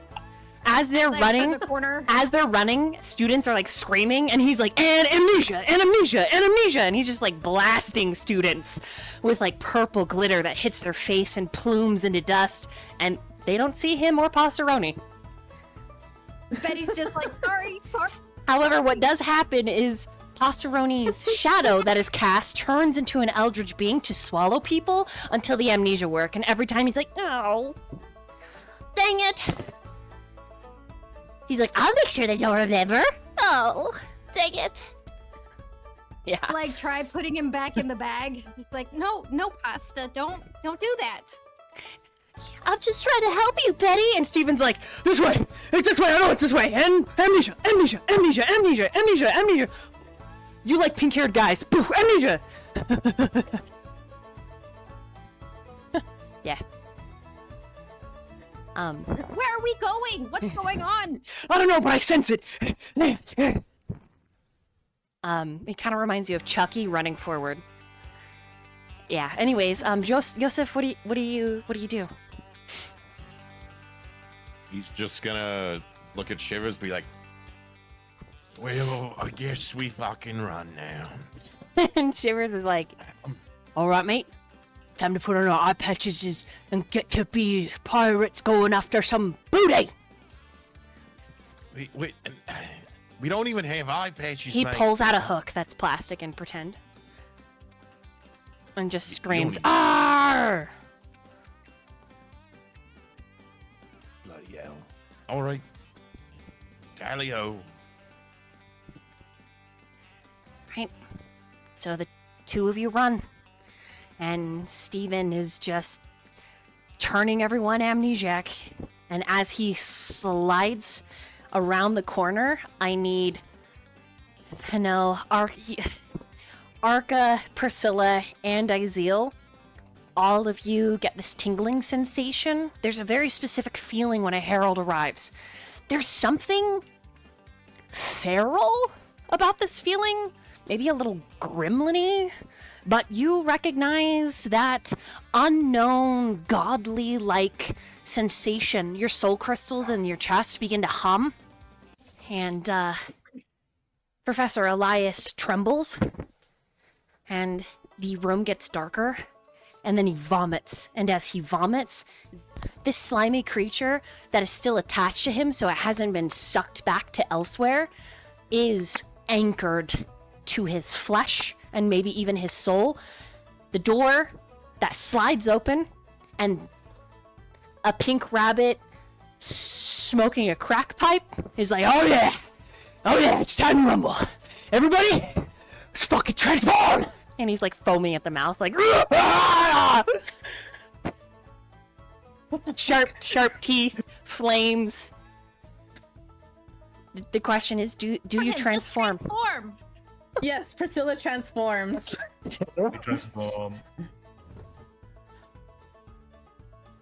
Yosef gets there just in time to hear the bunny say something about, "It's time to go to the Rabies Thunderdome!" I hate him. Oh I my hate him. Why is he God. like this?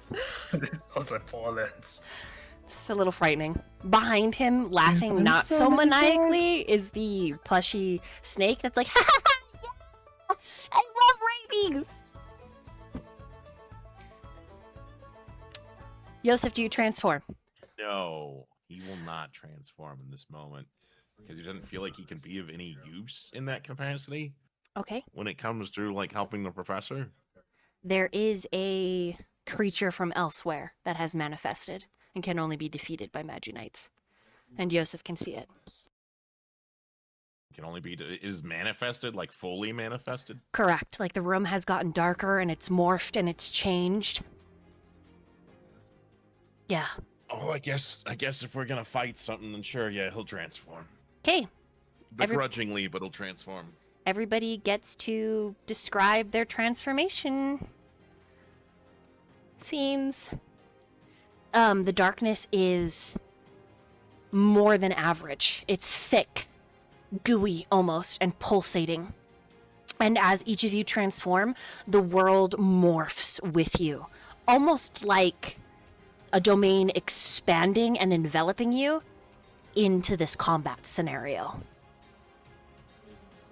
So it's time to go Power Rangers! Who would like to go first? And then you'll popcorn it around to Go first. describe your I'll go transformations.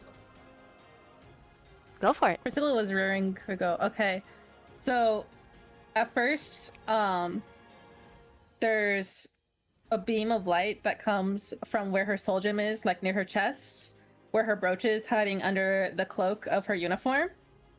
And it seems to fight the darkness with a pulse like a heartbeat before enveloping her entirely.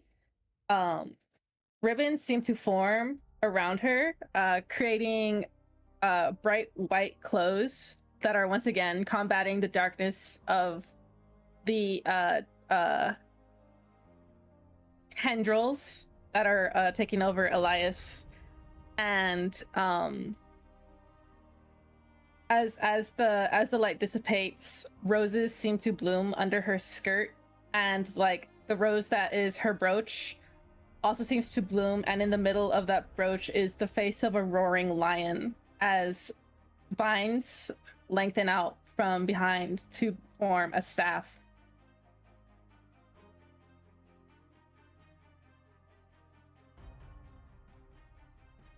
Go ahead. Yeah, that's it. Go ahead and popcorn it to whomever. I'll pop it to Aziel. Yes. Underneath Easiel on the ground, the forms cards. The squads start flying around, swirling around him until you can't see him at all. Their cards disperse in the air. You see a huge black box, like the box of a magician. At the moment he kicks open the box, he comes out on it, and you see a man in a big long coat with a hat. He starts tilting his head, looking smug, and you see his around his coat there's several colors and symbols of diamonds, spades, hearts. Forgot what it's called in English, the last one, to be honest. I'm sorry. And he has a scepter, and he puts down on the ground with two hands in the middle. And I give it to Arca. Arca just immediately claps his hand on his chest. And as he does that, his body starts to fade away into a wireframe, which immediately gets replaced by his hero form, which looks like a traditional paladin kind of look with a riot shield. Pass it to Patty. All right. So Betty gets a pair of old beat up goggles from her bag. They're chipped and broken, only the lens covers half of it, and it's cracked. That's where the crystal is hidden, is on the side of the lens. She places the goggles on her face as if to put them on. The crystal within the lens shines brightly as the glass repairs itself, growing outward in a fine hexagonal pattern. One hand moves it as if to place the broken strap around her head, and the strap glows white instead becomes the ribbon that holds the bun magically twist itself on top of her head. At this point, the goggles are magically affixed to her face. Once the lens has completely grown and is repaired, the crystal dims, and the bottom part of her mask appears behind her hands as she moves it gracefully from the goggles to the bottom of her face. The original black hexagonal pattern continues to grow outward from the lens, swiftly covering her skin until she is nothing but a dark silhouette, her limbs outlined by a thin white glow. The scars throughout her body from her fights emit a slight iridescent glow. The ones on her hands, her knuckles just a bit brighter than the rest. Her goggles remain black throughout her transformation, giving the impression that they are tinted black with that fine hexagonal texture. She holds her arms out and quick orbs of light shoot out from the center of her chest, each one a different color. The orbs turn into other silhouettes like herself, each one outlined with a different glowing color. These are her emotions, her doubt, anxiety, uncertainty, fear, and feelings she has to overcome to be the best Magi-Knight she can be. She takes on a fighting stance and takes them on in a swift and forceful attack, each clone of herself fighting back. As she takes them down, there are sparks of light in the air that erupt from each blow. The flakes of light cling to her dark form as if exposing her. Her white outfit starts to form with this light, the mask and goggles taking on a white pearlescent color. Her pale skin shows through, and the scars keeping that light iridescent sheen from her dark form, a little less noticeable now. Her hair whipping around from the force and speed of it all, the tips of each glowing more towards her scalp, as if filling up, taking on the light from the emotions she's facing. Quickly, she takes down each clone, some gentler than others. The sad blue opponent always giving her a slight pause. She doesn't want to hurt herself. Her feelings were important to her. She just had to make sure she was in control to be the best Magi-Knight she could be. She finishes the last one with a flurry of blows, her fear being the hardest thing she usually has to face. She slides her feet into her final fighting stance, glowing and slightly flushed from the exertion, but ready for more, ready to face the real enemies that brought on her transformation.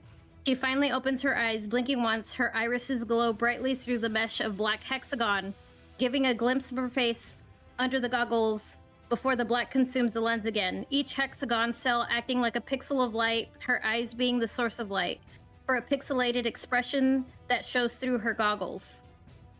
She takes a breath, and you can see there's also a white mesh of hexagons hidden throughout the lower part of her mask, where her mouth is behind it. A collection of small pixels appear there too, representing expressions of her mouth. Bill.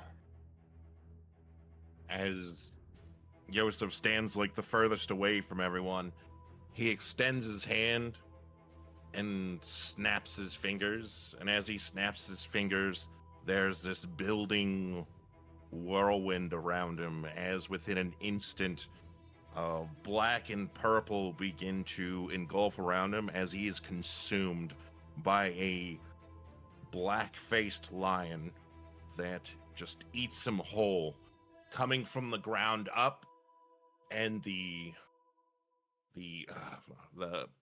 mouth of teeth just scooping him into the mouth, eating him alive. In an instant, there is a white light that cuts into the lion as it bursts into these void purple-like flames. His clothing begins to burn away in a very bright burning light as he gains this, similar to the school outfit, but not quite, something that is of a much darker visage. With this, his hair remaining the same. His eyes have this purple hue to them, whereas before they were more of a natural color. The collar around his neck dissipates in this form, so it is now no longer visibly seen, but still present, even though nobody can see it. Around Yosef's neck. With that, a very biker jacket forms around his body with kind of a semi-long sleeve around the wrists and arms that begins to form, having a very kind of black purple tinged aesthetic with kind of some wraps around his chest, because he doesn't really have a shirt. It's just wraps around his chest and his stomach. As the outfit begins to form, his bottom half is enveloped in these jeans that have 3-4 belts around the waist that are also kind of in tone with everything else that he has, as it burns away the class outfit, and it's these black and kind of reddish hue jeans that come into play. And as he finally begins to manifest physically with this form, he kind of arches his back as a spear is slowly pulled out of his mouth, which is manifesting his magical weapon, which it itself is this winged tip spear that he just kind of twirls and spins for a moment, then puts in a locked position in his arm, holding it one-handed. And with that, everyone is gone, and we are going to take a quick BRB as we finish our transformations, and you see them on your screen.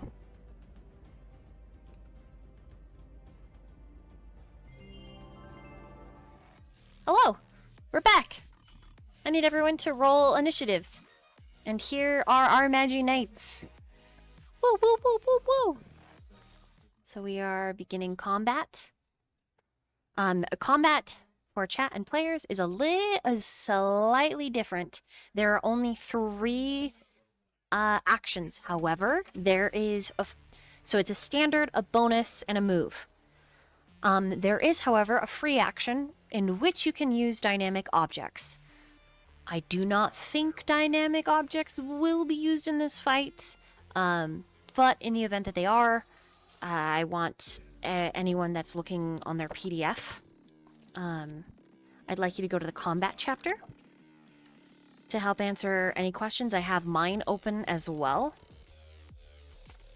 Okay. Now, determining order. We already did. There is a thing called horrific outsiders that have a horrific rating, which means there's a roll that Magi-Knights have to do to get past the horrific rating. It's very similar to I'm afraid, but it's got a little bit more of a conditional effect. In this event, this creature, it is horrific looking, but it doesn't seem to be powerful enough to have a horrific rating. Okay. Oh! Sorry, the actions are free action, reaction, immediate action, or full round action, and then bonus action, move, and standard. Those are your 3, those 3 are the typical bread and butter of actual battle. With that being said, King, you go first. Okay. Let's see, my movement is 30? Yes, 35 actually. This is...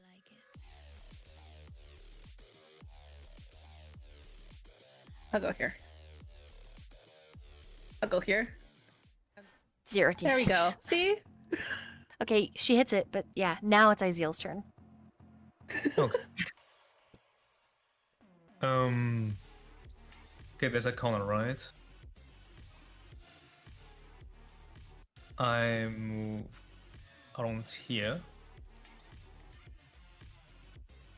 I want to use my second bonus action. Let me open this for a second. Yeah, discharge energy can use my bonus action for making a d20 attack, has dexterity.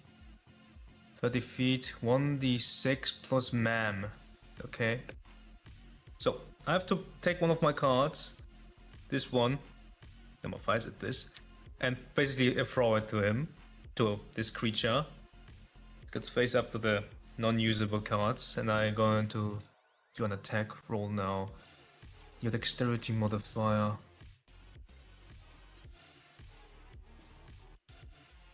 So a dex roll. 12. Is that a hit? 12 hits. 9 damage. Okay, it is still up. Hold on, I need to get scrap paper. We gotta do this old school. Okay, I still have my main action. I will use number 11 is Staff. After casting the spell card, choose one target or one horde. The target or horde takes x2 d12 magical damage. So I need to use 3 mana, and the scaling is 2. I'm not sure yet if I have to use an attack roll. And you have to do a spell attack, I believe. Okay, spell attack, thank you. That was I was looking for. I have to use a spell attack. Yeah. Okay. Then I have the attack roll, it's a 12. Okay, a 12. Let me flip to the monsters page. Does hit, yes.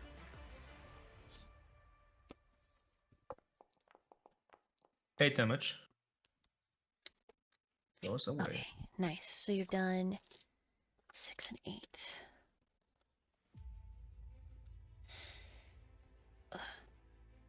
That way I get another card. So after your card, does it explode upon hitting?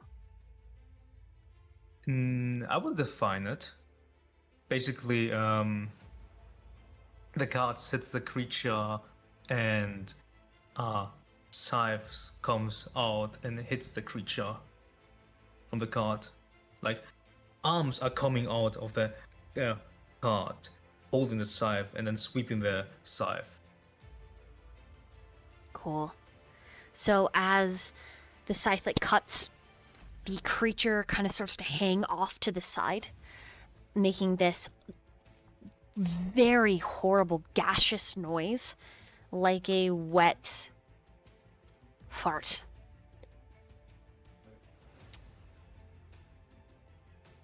I end my turn, get a new card. Lionheart. So yours is a lot easier because you can use your soul weapon if you want to attack, or you could use a spell. I plan on using a spell. Okay. Yeah, your spell path is fun.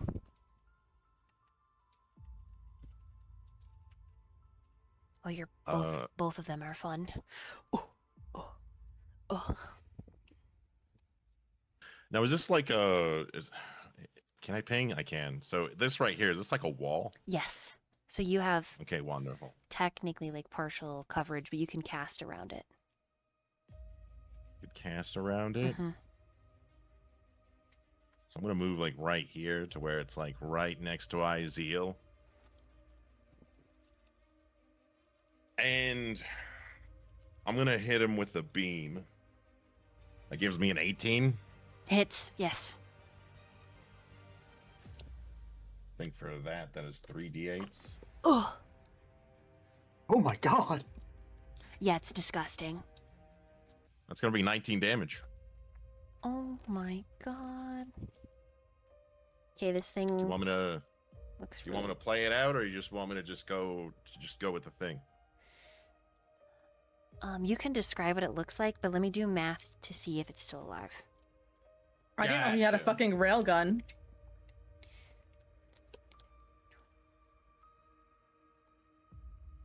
You 18 damage, correct? 19. 19. It is still up. even with 19, it's more chunks of it have like split open and it's sagging very low, but it is still alive. The fuck? Yeah, it's kind of beefy. So as like he does attack this goopy, soupy monster, he just with his free hand, he kind of puts his weapon to his side, holding on to it, just points his hand like it's a gun, and just goes bang, and like 3 laser beams just pop out, smacking him. Okay, I need King, Lionheart, and Midnight Gambler. I need the 3 of you to roll dexterity checks, please. I got a 19. I put it in the Foundry chat there, so that way you have it on one Oh, spot rather than referring. Thank you. Okay, so Midnight Gambler got a 21, and King, what did you get? I forgot how to roll for a second. Sorry. You're good. I got a 17. Okay, so none of you take the burning condition, as many pieces of its gelatinous-like body fly forward. You just dodge the corrosive goo as it flies through the air and splatters and hisses after this, like, attack.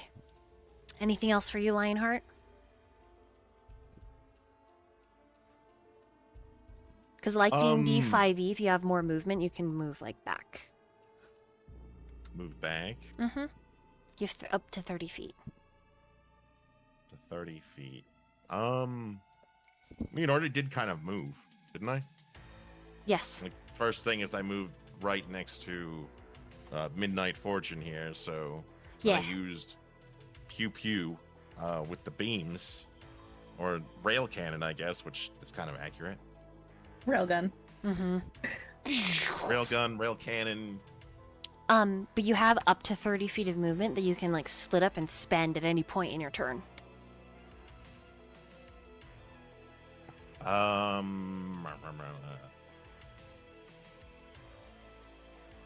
He'll probably take the front line just to get in this thing's face. Okay, let me move it back so it's actually... No, it's just it only takes up, believe it or not, the Leave it square. there. The square. Okay. Leave it there. I want to see it try and envelop me in its. It's trying. Goopy, Yeah, it's trying. gobby All right. funness. Charades, And it's he's your move. just gonna. Sorry, go ahead, Joseph. Finish. He's like, "Come on, you cunt! Right fucking here." It calls you pretty, and caresses you with an appendage, and says it's gonna have a good time, splitting you in half and eating your insides and burning your flesh.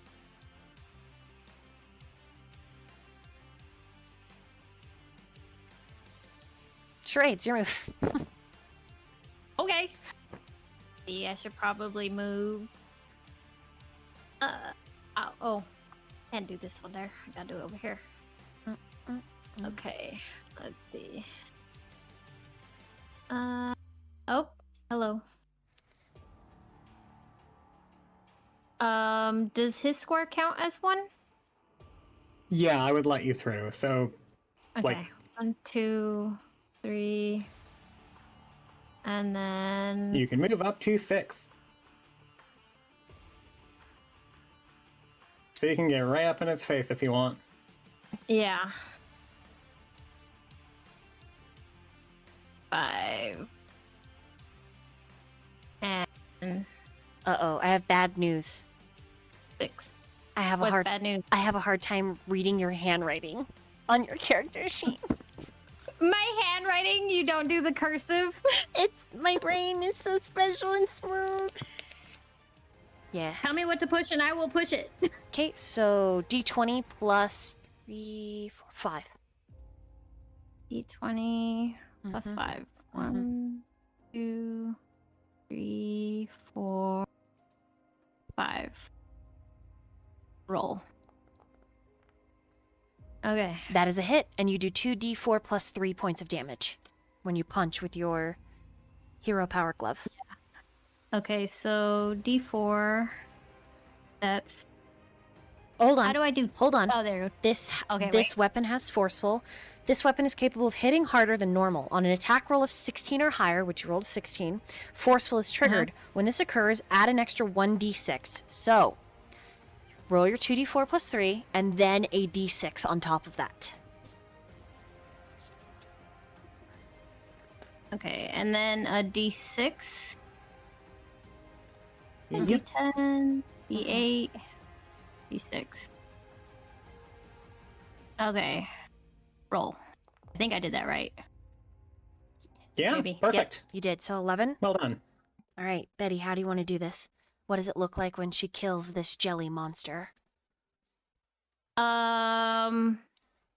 She kind of ducks in around and behind everybody else, like swiftly moving up towards it. And then she sees the part that's reaching out towards Yosef. And she hits it directly, like where its arm is coming out to keep it from, like, she thinks it's gonna hurt him. And she kind of just does a flurry of blows on that area with her power gloves. Okay, so it explodes. I need Charades, Lionheart, Midnight Gambler, and King all dexterity checks as this creature like explodes, sending corrosive ooze everywhere. Oh, you. Uh-oh. Ooh. Dirty 20. I got a 9. Okay, so the 9 is going to take some damage. I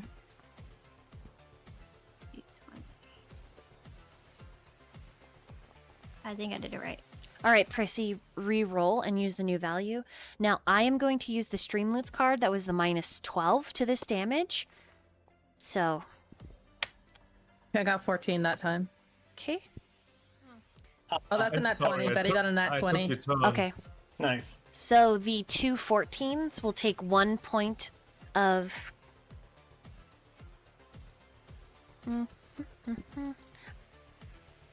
Yeah, I'm not gonna make you roll any, like, constitution or anything. You're just gonna take 1 point of burning damage. Because it's no longer alive, this is just its death throes. You pop it. Ew. Okay, I need all of you to roll a perception check. Is Arca the highest? Yes. Yep. Okay, Arca's the only one that hears it then. And that is Elias screaming further in the maze. He lets out this pain-filled sound. And the maze itself grows darker, and those crystals expand, layering on top of each other in their geometric pattern. You're technically out of You're all out of combat. You can move freely. What does the party do? Can I point towards the direction where I heard it from, or is it just kind of echoing? It's sort of echoing. Okay. Can my heralds help? You know what? He can't. Steven cannot help you. I can only help you transform. It's a part of the fucking rules. And then he looks down at Pastoroni, who's nibbling on one of the crystals. As if he's trying to communicate something, Betty. Roll an insight. While you're rolling that insight, King, what do you do? I'm going to cast Restoration on the party. Give us 1d4 temp HP. Yeah. Let me just roll that real quick. Okay. I'm rolling for investigation, right? Insight. We all get 4 temporary HP. Hell yeah. Why can't it be investigation? Sorry. My insight is no bueno. 17. Right. Steven cannot help you.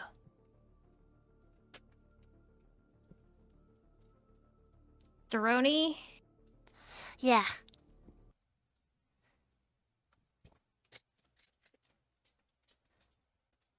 What are you doing?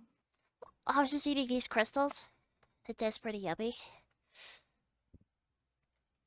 Why? Well, because they're filled with like dark magic that I could convert into gloom crystals to spend later. So I was just eating them. Can you eat them all? I could eat a lot. He is a glutton. Feast, child, feast! Can you convert it into mana?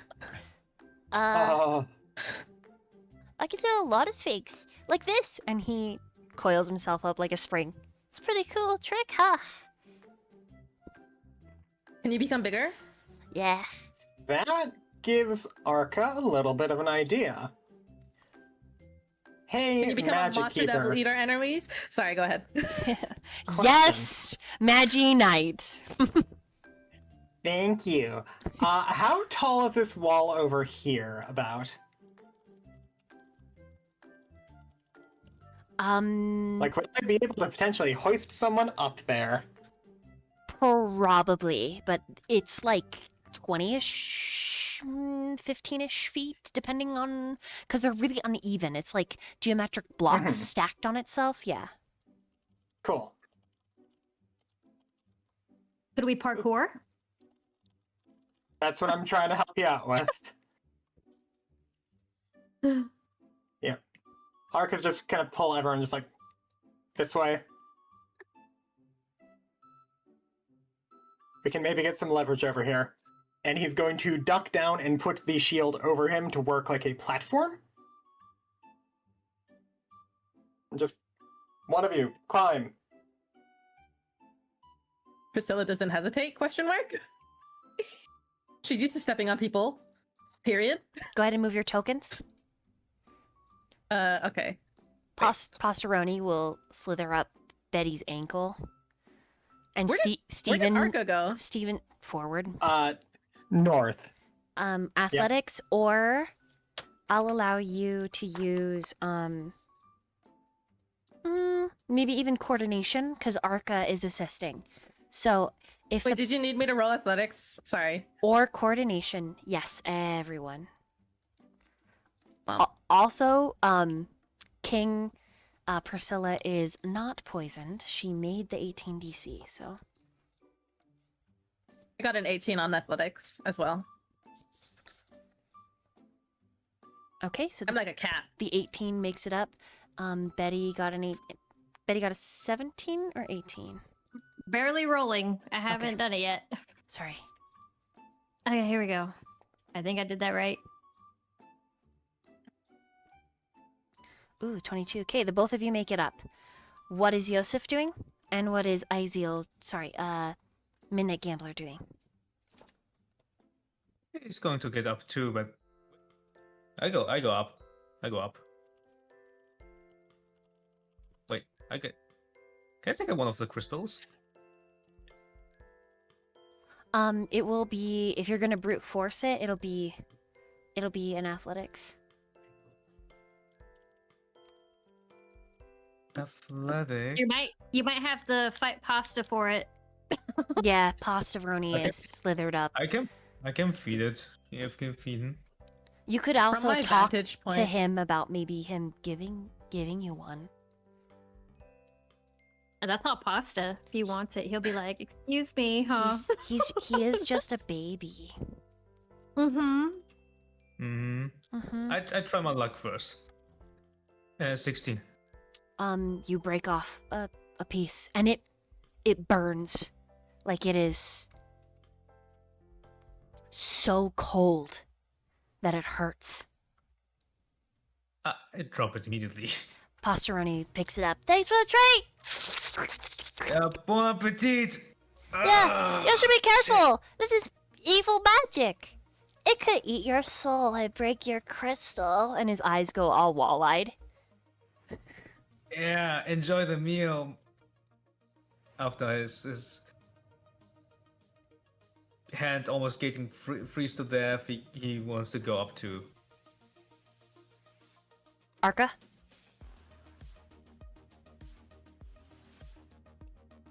Yep. I'll help him up too. Okay. Um, Roll a coordination or athletics. 22. Okay. Yeah, yeah. Midnight Gambler makes it all the way up.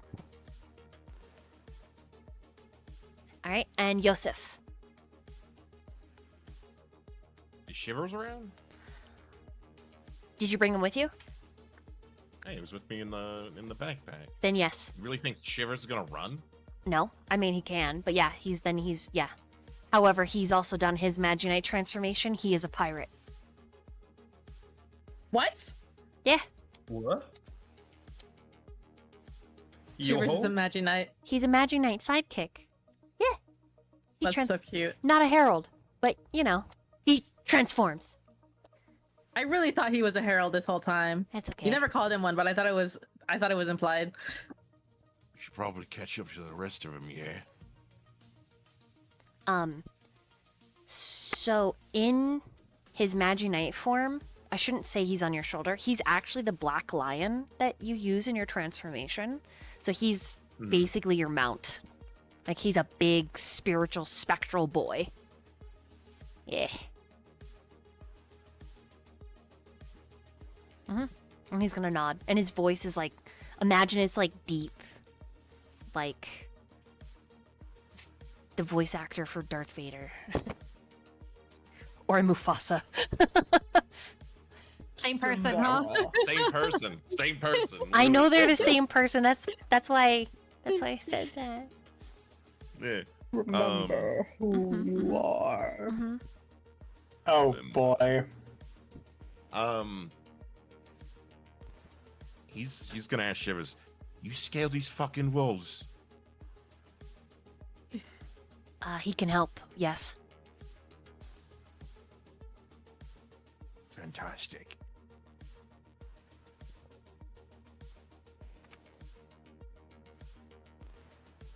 Give me a boost and then catch up with the others. I'll just hopscotch around these fucking bits here.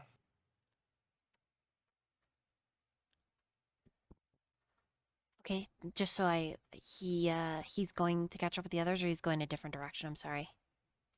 So he's gonna help me get up here unless he wants to join me, but if he could be of use to the others, he'll send him ahead. Can you ping where Yosef is climbing? Oh,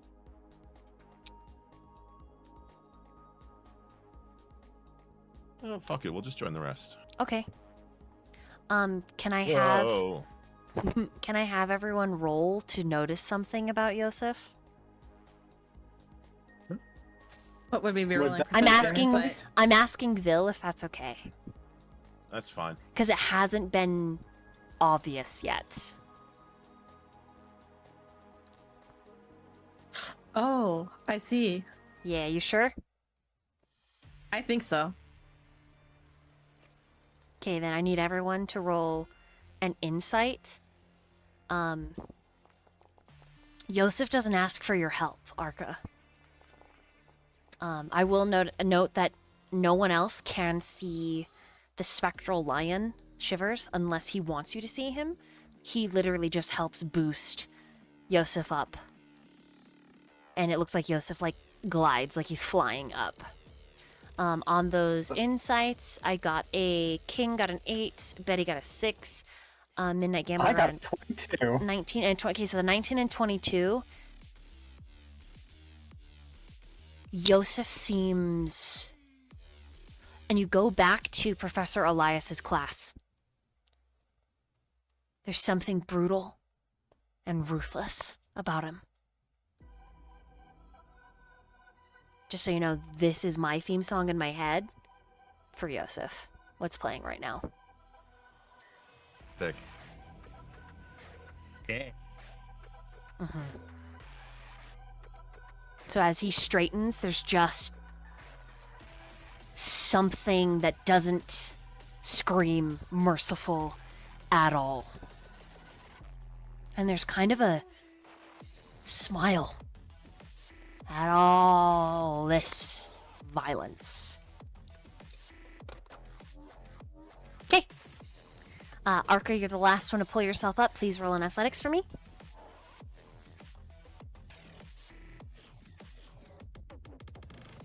We help him get up. You can, yes. Cool. That is a 23. Okay, he pretty really much cool. like hops up on his own. Okay.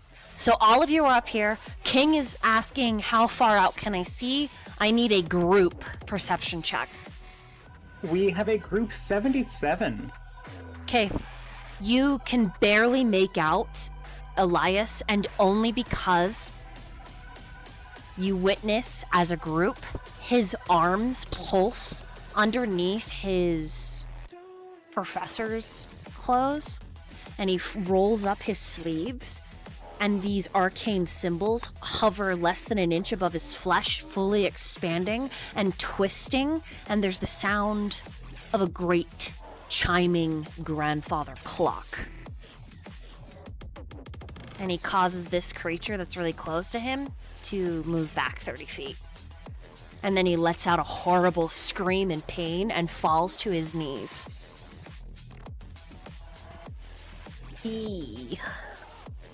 We've got to move. Pastaroni looks Yeah. down, is like, we gotta kill the thing down there. It's waiting to get hungry.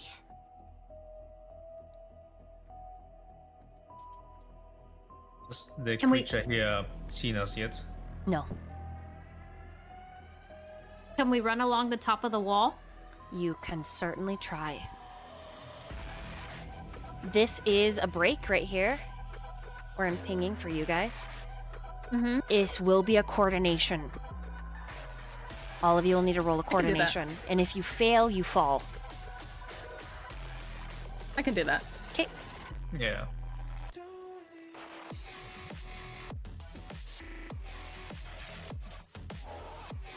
Oh boy, I may have to have someone help me. Don't worry, clumsy bones. I've got ya. Okay, so I've got a 25 for Miss King. Oh, that wasn't me. Oh. I'm rolling with advantage. Yeah, okay. 21. 21. I'm going to do a reroll because I'm not getting that. Okay, charades, what'd you get Hey! on your coordination?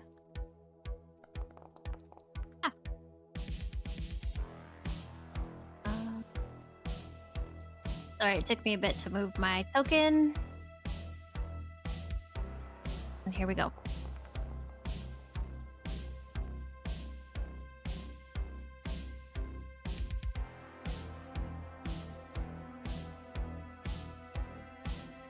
Actually, I'll do it this way. In the order that you posted them in Foundry, say out loud what your character got in coordination, starting with King. 21. So 21, 20. Go ahead, charade. Sorry. I got a 16. Lionheart. 22. Okay. Groundwork. 20.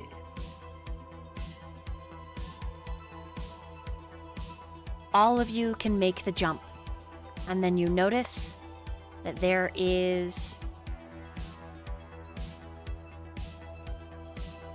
a pillar that goes all the way up to the ceiling. But all of you make this jump. Would I be able to make a jump to this part? You can try, yes. Is that coordination again? Yeah. You can see bones with these crystals growing out of it. It's 5. That's a 24. Okay. 24 will make it.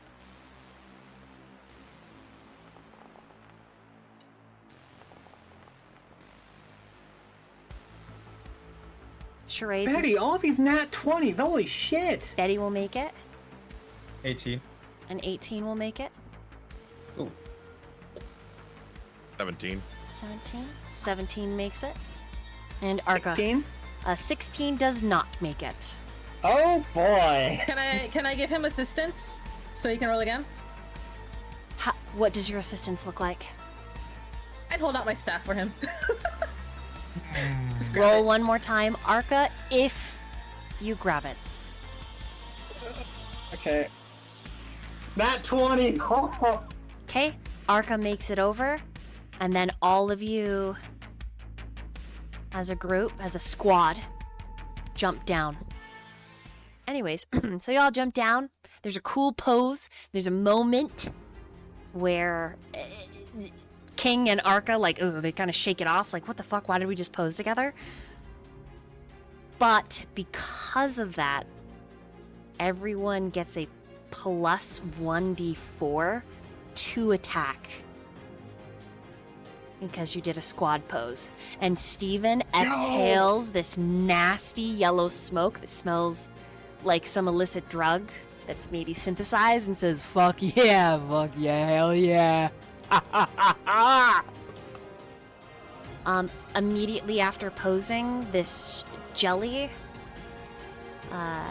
is going to surge forward and it splits.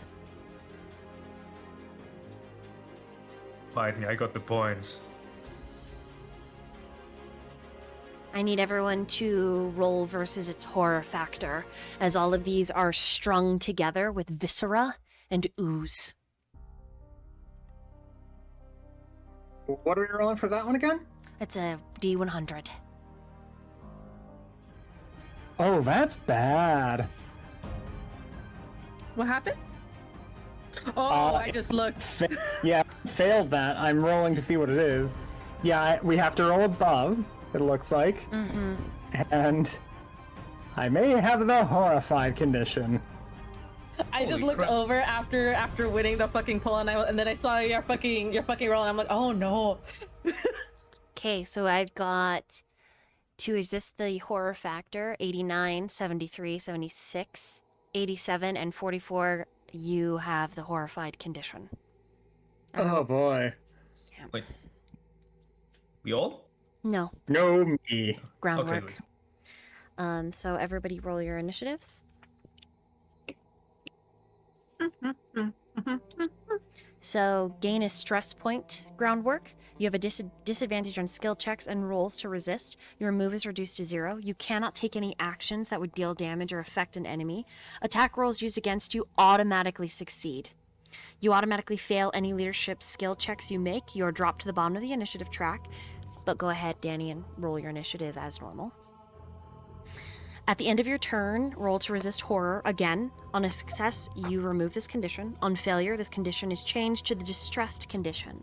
As a bonus action, another Magi-Knight can make a leadership skill check. On a success, they replace the horrified condition affecting one Magi-Knight with the distressed condition. If you have total focus, you immediately lose it. Roll to resist horror are not affected by disadvantage, advantage, or the well-fed effect.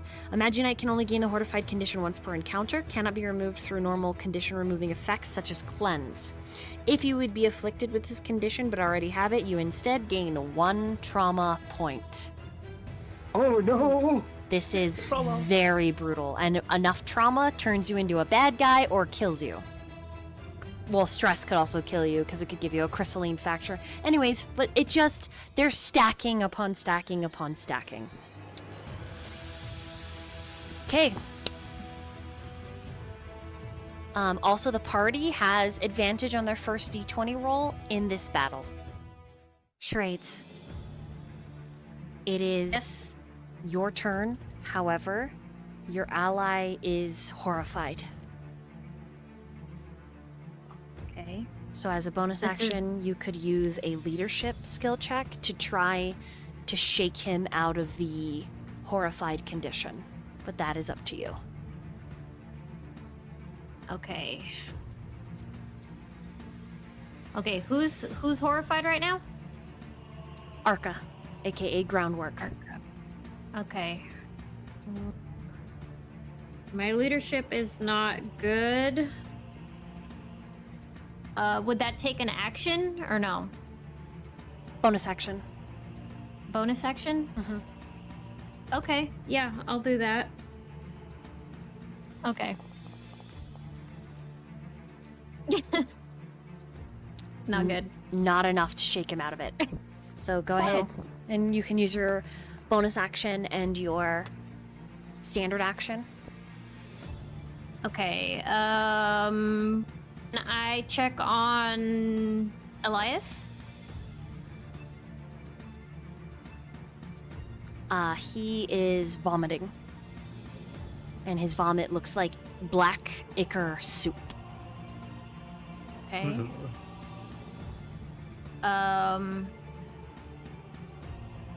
Can I ask my heralds what I should do? Your Stephen cannot intervene. Yeah, but I have 2, so. Oh, you asked Passeroni? Yeah. Okay. I'm not used to doing this. As you're like, Pasta, what should I do? He clears his throat. And he tugs on his little hat with his tail. And he says, let's fucking murder! All right, let's do this. And then he starts headbanging Okay. aggressively on your shoulder. Okay, can I still attack since I haven't done anything else? Like if I move closer? Granted, there is viscera connected from them to Elias. Okay. Mm-hmm. So what happens if I get between them? It. I find out, I guess. It looks sticky and Okay. wet. Okay, so I'm gonna go. Here we go. Here we go. Roll. Oh. 27. Hits. And a nat 20, boy! I'm doing a foundry. I did. Boundary loves you. Okay, so with It does. so with max damage, double your dice. That's how we're doing criticals for Magi-Knights. Okay. So all the So- dice you would roll for damage, double it. So you're Okay. rolling 44 and 2d6. That's a lot. Mm-hmm. Hey, that's 18 points of damage. Very nice. I need you and King to roll dexterity checks, as when you punch it, jelly splashes out of its body. And it's that same corrosive goo. Hey, watch it. The DC you need to got- make is 13. I got a 20. Okay? Yeah, 14. Okay. Nothing happens for either of you. And it's Elias's turn. I need to make some saving throws. Hold on. Oh! He doesn't fuck? look good. Okay, that's fine. Looks bad. Can I you just have to let me close to him just one time. 1 second. Just in a second. Just hold on a second. Alright, Lionheart. It's your turn. Is it a bonus action to try to get Arca acting normal again? Yes. Not all hot and bothered and sweaty? Mm-hmm. Roll leadership. Not about that. You lucked out, Arca. Natural 20. Oh my god. Flat natural 20. Natural 20. Boom. Arca, you're no longer horrified. You are distressed.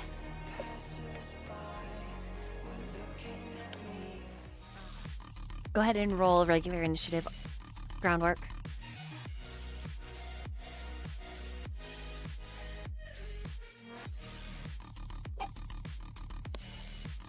That'll be an 8 now. So I'm still at the bottom. Got it. All right, go ahead and continue your round, Lionheart.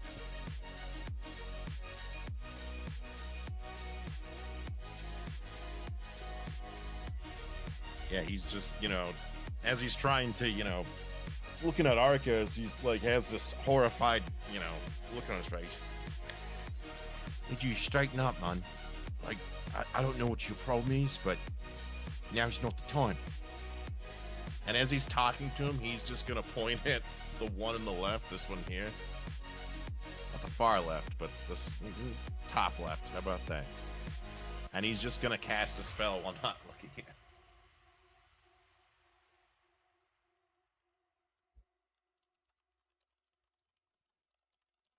Damn. Well, you know what? That's fitting. That's what happens when you believe in your hubris. I missed. Natural 1.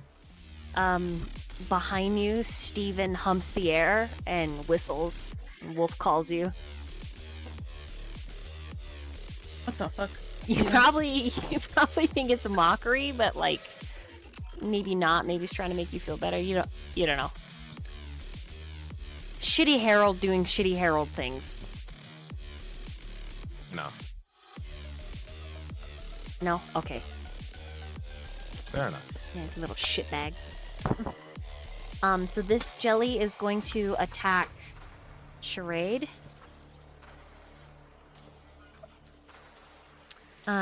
What is your armor class? It does not hit you. It misses, so it tries to hit you with its secondary attack. Actually, that's his range, so it's going to try to hit somebody else. I think it's going to... Let me roll randomly. 1, 2, 3, 4. There's 4 of you back there, so let's see. Okay, Arca. What's your armor class? That'll be a 16. Okay, it hits an armor class of 21. It does 8 points of magical damage as it spits. You only take 4 points because of the extra 4 HP, temp HP. I got Thank you you. 4 times. You're welcome. That is its whole turn. I like it. The other one is going to move forward and begin to chew on Elias. Midnight Gambler, Don't you fucking dare. it's your turn. I cast live. Basically, this is after casting the spell card, all Magi-Knight within 60 feet of you gain XD4 temporary HP. Oh, nice. Okay, so 1d4.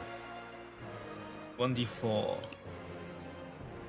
because of Right, the stress point. 1d4. Got it. yeah, that's point. It would be so nice if I had the card against that. Question: does it work on the professor? Yes, if you consider him an ally. Maybe I shouldn't. Okay, it's just a joke. That was a waste of my mana. Everyone gets one HP. One waste of my mana. It could be the life or death difference for me. So hey, thank Correct. you. Listen, the last HP is the one that matters. Correct. We go.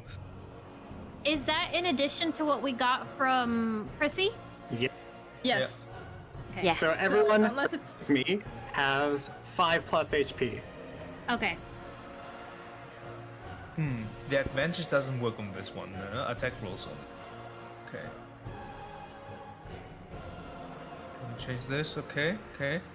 The one in front of Cherry is already dead, right? no. No, that one's not Yes. already dead. Okay. Oh, what? Oh, because it. Oh, okay. Sorry. Yeah, it's I Okay, misunderstood. okay. it's very, very hurt, but not dead yet. I throw as a secondary action one of my cards. Oh, it's a Joker. What a shame. I do an attack roll. What are you using for your attack roll? I need to use always the deck cards. I can't use these. That's so sad. Oh, plus my dexterity. It's a 17, not a 19. Does it hit? Yeah, that'll hit. 11 damage. Yep, he throws the card, blows with full of energy, flies to the enemy and strikes them like a blade. To this guy, 11 damage to this guy, right? Okay. Yep, correct. How do you want to do this? It drops dead. The card flies through the enemy. Slicing it? Yep, slicing. Okay, you got it. It splatters. King and Charades, dexterity saving throws. Okie dokie. Oh, right. Sorry. I'm like thinking so hard about my next move. I got a dirty 20. Okay, nothing happens, you don't take any damage, you jump out of the way. And charades? Working on it! I'm trying to type it in instead of pushing the buttons. It works better. Alright, 15. you also dodge as well. And that makes it, unless Izeal, aka Midnight Gambler, is going to move. I'm thinking if I can move somewhere where it's proper fine. I just not this one. I just get one to go here for now. Okay, so that makes it King's turn. Cool. Move it. Chrissy's so mean, I'm sorry. She's gonna cast Cure on Elias. Cure also has Death Watch, which means that he will, if he's at 0, he will no longer be at 0. And he will still retain the initial crystalline fracture for falling below 0 HP. But he'll be up again. If I'm understanding correctly, they didn't really exposit too much on Death Watch. And then I'm also, that's my reaction. And then as bonus action, because I have a weapon with Radiance, it adds to my healing. Okay. So it will be, the total will be, hold on. I have to move everything. I have to look at everything. My brain is so small. No, 1d10 me plus too. 1d4 plus 2. Okay. 1d10 plus 1d4 plus 2.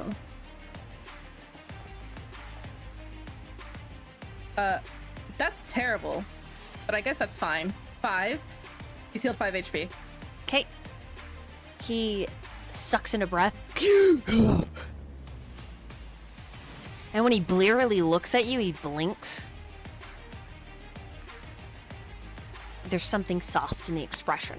And you're not... he's delirious. Anything else for your turn? Just the free action of speaking. You might want to move.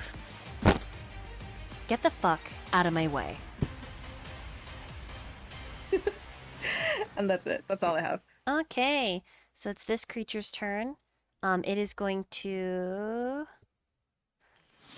5, 10, 15, 20, 25. It's gonna go straight to Arca to groundwork. And it's gonna take a bite! So that is a solid hit. That is 1 point of physical damage. Okay, so it's gonna hit your... At 10 HP. It's gonna hit the second time for 4 points of magic. Wow, I rolled really poopy. 4 points of magical damage. And I need you to roll a strength saving throw, which you'll probably make, but it's going to try to consume you. Would I be able to use my shield spell to reduce the damage from that one? Yes. Yeah, Arca does not take any damage from that one. And strength check. Uh-huh. Oh, I believe I have disadvantage on this one, thanks to being distressed.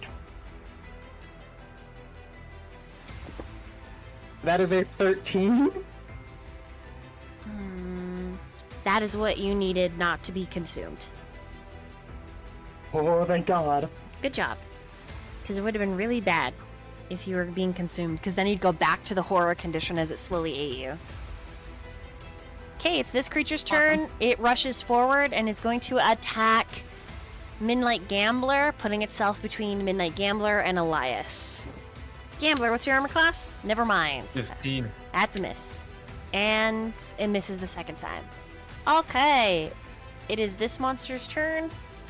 And it is going to rush here and actually attack King. What's your armor class? Fuck off me. Nope, never mind. Misses. 14. Oh 13. my god, it misses twice. Okay, and groundwork, it's your turn. Cool. I have to roll to not be horrified or distressed anymore. Yeah. That's an 87. I hope that works. Let's see, is distress the percentile? I think it might be, huh? Yep. I still have to roll for horrified with it. Yep, I made sure to double check. You succeed. Oh, yeah, thank it's God roll I can resist attack horror. like normal. Yeah. No, that is a standard action to roll that. Oh, So you okay. have a I thought I bonus had to do action. that. Cool. In that case, I am going to just quickly reposition myself a little bit closer to the professor. Into the mass of the goop here. And for my free action, can I use a dynamic object in here? You want to use the crystals? I was going to ask, hey, would that flask of alcohol be around? His water bottle is clipped to his belt. Yes. Can I grab that and just slam that back to remove a stress? Yeah. I'll let you roll. Cool. Just for the sake of the finesse of grabbing it, roll coordination. Cool. That'll be a 15. That is enough. It is intense. The shot, as soon as it hits your belly, you're gonna be a little drunk. Maybe a little tipsy. It's Liquid just... courage, I'm feeling good, baby. It is so much. It like, you almost gag. You're like, oh, so hot going down. It blooms all the way down your esophagus and your belly. There's no way to spell alcoholic like 3 types of water. Oh boy. Good enough, I'll take it. And that's the end of his turn. Okie dokie. Close it over! That's fun. Okay. At the top of the round, I need the entire group. I need all of you to make perception checks. As if, like, over a loudspeaker. There is a voice, and it says, "Hark and halt." You think your evil can prevail in this darkness? Will allow me to shed some light.